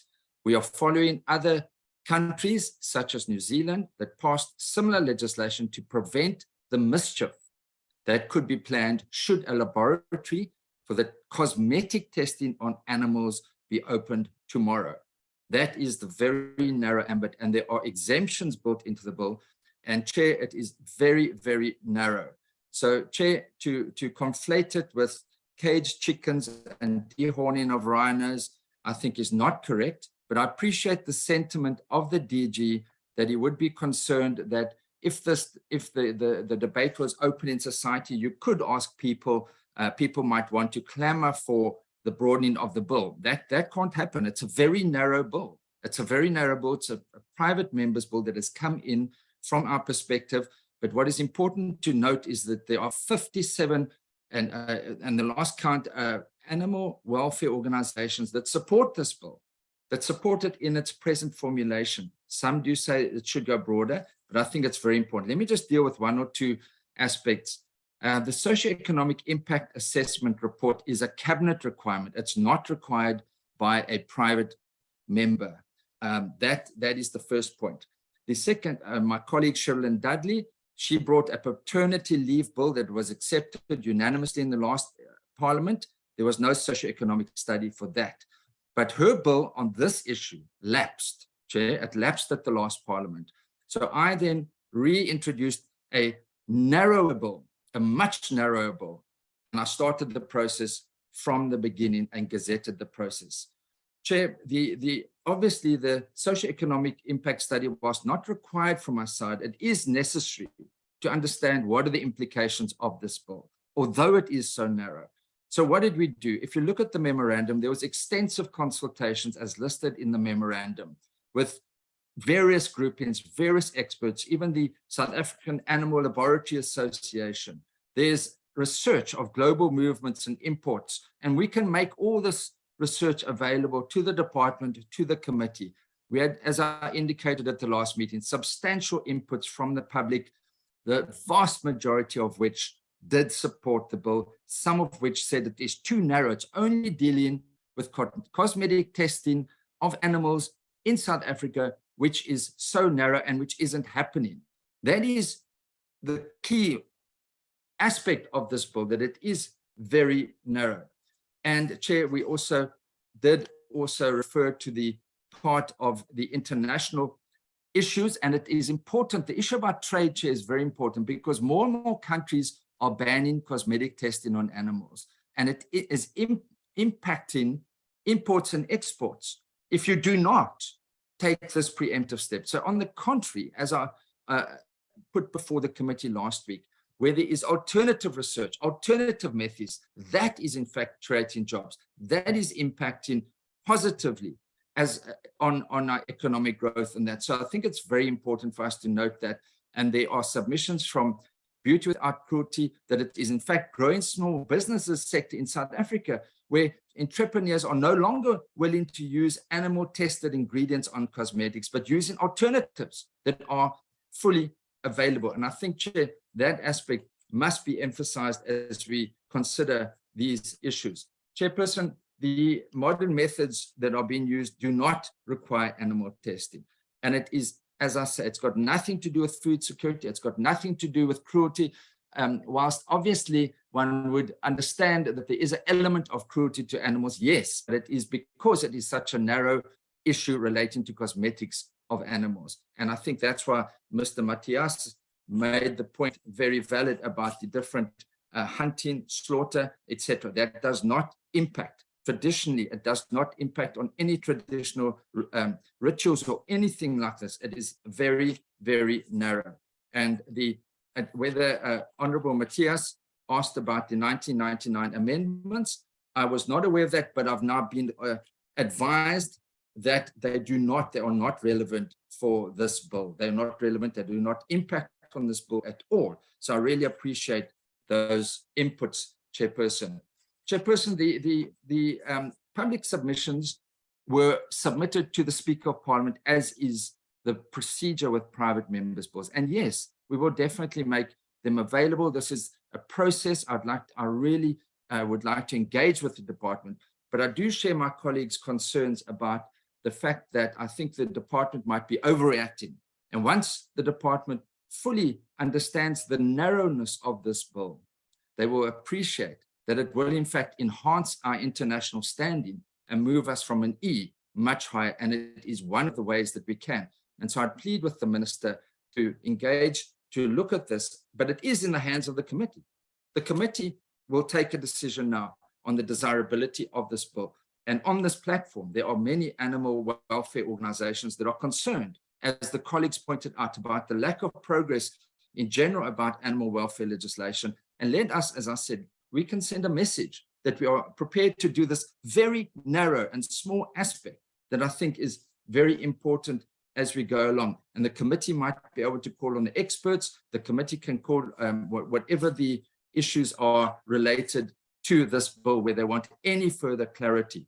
The allegation, I understand totally from the department that there's a process that they need to engage with, but it does not impact the Performing Animals Act at all. That deals with working animals and not laboratory animals.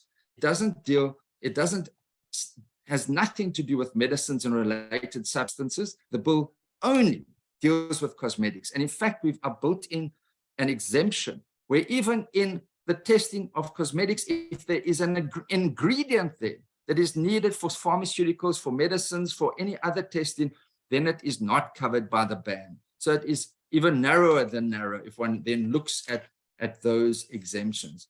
Chairperson, I fully appreciate when we had the last impact discussion, members were very broadly in support of the bill. There is a process, obviously, to engage with the bill. I know a number of questions were put to me directly, but I do want to just make sure that we appreciate, and the department appreciates internationally, the banning of cosmetic testing is in place worldwide in many countries. We are not looking at any cosmetic that is tested on animals internationally that is imported to South Africa. This is purely on cosmetic testing in South Africa, on the sale or manufacturing of cosmetics that are tested on animals only in South Africa, which is not happening at the moment, but could happen tomorrow. So that's why I just need to emphasize how very narrow it is. Chairperson, I just want to do, again, on one or two members that emphasized, I want to just appreciate the inputs. This has got nothing to do with food security. It's got nothing to do with caged animals, dehorning. And I do really appreciate the comments from Honorable Matthias.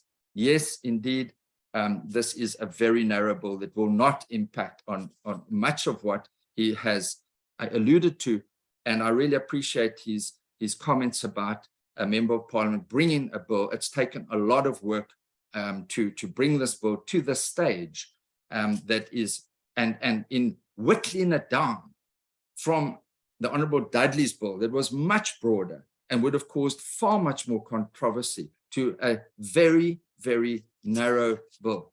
So, Chair, I just wanted to make those few comments. I do also appreciate your concluding remarks.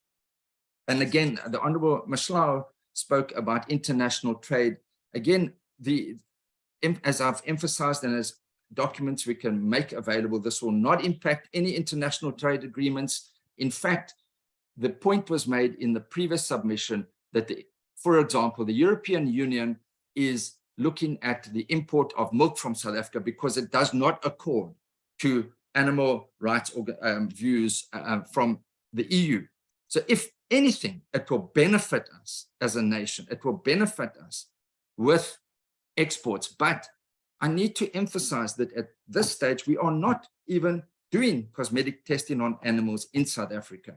So but just to bring us into a line, I mentioned the countries of China that is passing similar legislation. It's very, very important for us to have an understanding of this. Chairperson, as I've indicated, the public submissions can be made available. I look forward to a further engagement of this, but I am concerned because it is so narrow that we have a delay in the process. We know we've got a lot of work as Parliament that we would try to, as the chairperson on Tuesday indicated, to try and finalize this bill as soon as possible, given the narrowness. And I think one will get a much better understanding once we've had a review of all the public submissions and once the department has had a clear look at what we are indicating. This, I think some of the remarks that the DG said are not correct. And I think once there's a full appreciation of the narrowness of this bill, together with the exemptions, I'm sure, and the benefits that can be derived. And again, remember, I spoke to you about the issue of where we protect animals. It is translated into the protection of our communities and reduces violence in our communities. And there is academic writing on that regard as well. Chair, I really appreciate that you've allowed me a few minutes. I hope I haven't expended too much time on this. And I do look forward to engaging with the committee and with the department and the minister, who I hold in the highest regard. And I know that once we all get a full appreciation of the narrow implications of the narrowness of this bill, I'm sure there will be broad support from the department as well. Thank you so much, Chairperson. Thank you, Honorable Swart. It is important that we all get clarity and will allow members space to clarify issues. Like I'm saying, even myself, I get confused on this. It might be that we are bringing all other issues that are not necessarily part of this amendment bill. But before I give you, Honorable Minister and the team, let me allow the Parliamentary Legal Advisor, Advocate Van der Merwe, to talk to issues of the CIS report. Thank you, Chairperson, and good morning to all the members. Good morning to the Minister and the officials from the department. Thank you, Chair. Just to confirm, socio-economic impact assessment report is something that is required by Cabinet, and it is in fact regulated through a unit in the presidency. It only applies to executive bills. In other words, a bill that the minister is developing in the department. And it is an absolute requirement. There needs to be a certificate or an exemption before that bill will pass through Cabinet. Now, in respect of private members' bills as well as committee bills, because those are the two types of bills that are initiated by Parliament, so by either the National Assembly or the National Council of Provinces, those do not go via the Cabinet, and therefore a socio-economic impact assessment report is not required. That having been said, on many private members' bills and committee bills, committees have requested either the department, apologies, to come with information on specific aspects. For instance, on the National Credit Amendment Bill that the Portfolio Committee on Trade and Industry did, they asked National Treasury to do an impact assessment for them. On a labour, in fact, the parental leave that Mr. Swart referred to, the Portfolio Committee there also asked the department to do an assessment for them in respect of what the cost would be of implementing the bill. The Portfolio Committee on Justice on a private member's bill of Honourable Singh on the use of cannabis, medical innovation bill was called. They actually called experts in. So all of these options are available to the committee. But as Mr. Swart has indicated, there's also a lot of research already available to the committee that the committee can consider. So there's the option of asking for more information either from the department or from an expert or another department even. So those options are there for the committee, but the say-us as such is not a requirement. The other thing that I would like to just speak to, just in respect of the role of the department in this presentation, Chairperson, it is in fact so that the department has to come and advise this committee on what the policy direction currently in the department is on this matter.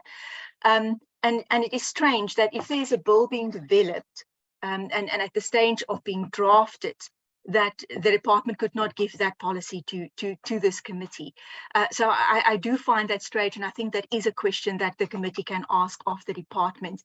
In respect, I think Mr. Swart has explained the difference between the bill brought by Mrs. Dudley. That bill is out. It's not even something to be considered. The only bill before this committee, and this also speaks to the concerns about further public participation, and that's the last thing I want to say. Public participation, people can make proposals for additions to a bill. It is not to say that the committee must include every single proposal that comes from the public. If that was the case, I don't see Parliament ever passing legislation. Every bill that I've worked on, there were requests for additional things. And sometimes the committee can concede and include it, and sometimes not. And mostly, advice goes against including something at a last stage of the processing of the bill, exactly because of what the department said, that we don't know what the impact will be of that. So what is before this committee is a bill dealing with banning the testing of cosmetics and cosmetic ingredients on animals in South Africa. It does not deal with imports. It does not deal with any other testing, only that. And then in respect of the public participation, Chair, because that was a question that you asked, the rules require, the National Assembly rules require that the committee must consider, if there was a call for comments on the bill already, must consider those submissions. I understand from the committee secretary that she was in fact not in possession of those, but I have shared with her. She is now in possession of those. I've also provided her with a high-level summary that I did on those submissions. So they are there, they are accessible, and the committee will have to consider that. What has happened in other committees? My advice on this one would be not to do this, but I want to give the example to the committee so that you know what you can do. Other committees have called for additional comments, especially the Standing Committee on Finance likes to call for further comments, and they do their own participation process before they take a decision on the motion of desirability. In this case, there was a call for comments in a government gazette. In other words, it was a national call that went out. Over 2,000 submissions were received. Dear South Africa also had it on their website. Over 5,000 inputs were received. Chair, the committee can always call for comments. I don't want to say that you can't. But I think that with that input, the committee understands what is the feeling of the public on this bill for purposes of the desirability motion. Should the committee pass that motion of desirability and decide I want to process the bill, then Section 59 of the Constitution requires this committee to do a further call for comments. And then, of course, what I said before accounts again. If there's a proposal for addition, the committee is not required to accept that. Committee must consider it, but it's not required. It's no requirement to accept that. And then just, Chair, your last question was about whether if this bill does not go through, is there any other act that does provide for these things? No, Chair, there is currently no legislation that deals specifically with the prohibition of the testing of cosmetics or cosmetic ingredients on animals. I think that there are some that deal with, in general, testing of other substances, in the sense that there are requirements for permissions that need to be obtained, etc., etc. And if those aren't in acts, then there would be certainly some formal documents that deal with that, but nothing on our statute book deals with the banning of testing of cosmetics or cosmetics ingredients on animals. Thank you, Chair. I think that those are all the process questions, but if there are any other process questions, then I'm happy to assist. Thank you. Thanks, Advocate van der Merwe. Back to the department.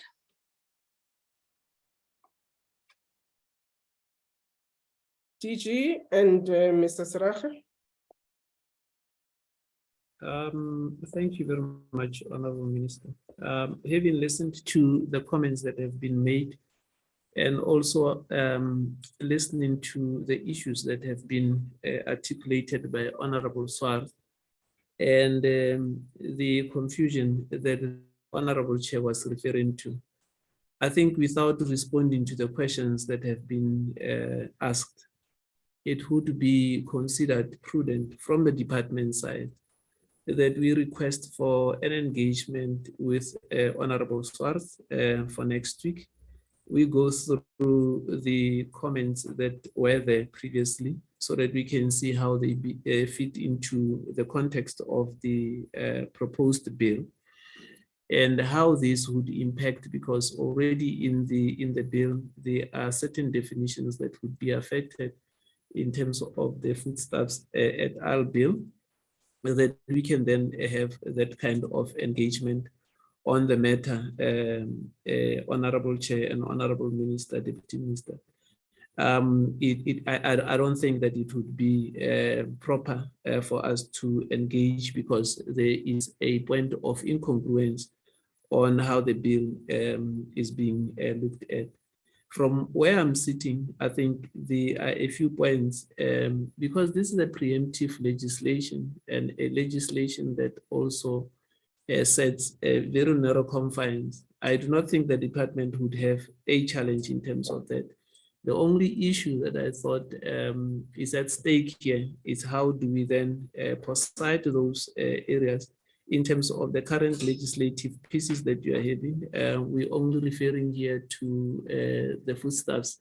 We're also referring to animal protection, but I also think that there is a stronger emphasis that we need to also apply to the Protection of Performing Animals Act. And with your permission, Chair, if we may request a sidebar discussion with Honorable Member Swart, and then we can revert to the Portfolio Committee with a new view from the department, and based on the understanding that we would have with him, based on documentation that is with him, because at the disposal of the department was the memoranda of the bill and the bill itself. So there's a lot of information that I am aware now that Honorable Swart has that we need to engage in, and therefore present a position from the department. Thank you very much, Honorable Chair and Honorable Minister. Thank you, Dr. Ramasudi. Minister, is there any other thing that we want to do? Anything from yourself before we close? No, Honorable Chairperson, I think the DG is giving a summary that, in my view, takes us forward, that we have a bilateral meeting with Honorable Swart, and also if Parliament's legal office can share with us the public commentary that they said they've received, which we are not in possession of, to have a better appreciation of what are the concerns and issues that are being raised from the public. And we'll then be able to come back and give what is the policy direction in terms of the current legislation that we seek to bring to Parliament in terms of the Animal Welfare Act, whether there won't be any conflict, and if so, how best we treat this private members bill. Thank you very much, Chair. Thank you, Honorable Minister.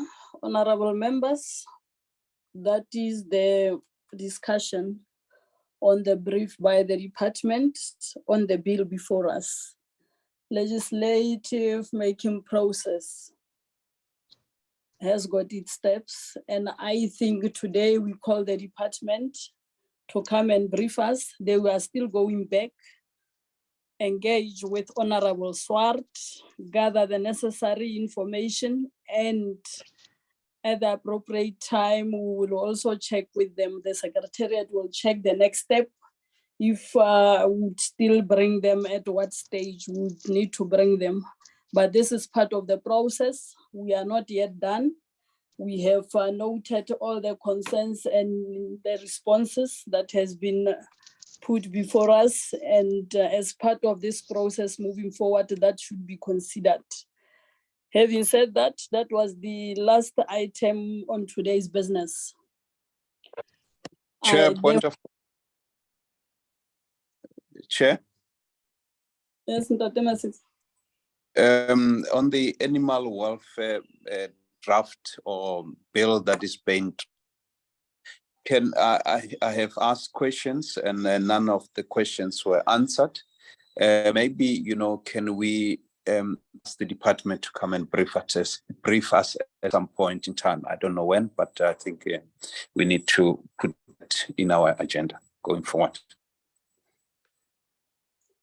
Secretariat should be capturing that, and we would look at the program like the chair has indicated this morning, that as and when we move forward, all these other issues that are cropping up, we should slot them on Fridays that are open for us to deal with them. So it's fine, we're noting that, and that will be catered for sure on this coming Fridays, as and when we try to dispose of other matters that are important to this committee. Let's leave it at this stage then, honorable members. This process continue, and thanks Honorable Swart and the department for taking us through this journey. The advocate from Parliamentary Legal Advice, Mefaner Merve, as and when we journey together, for sure at some stage we would have to reach consensus and move forward on these ones. Having said that, honorable members, this meeting stands adjourned.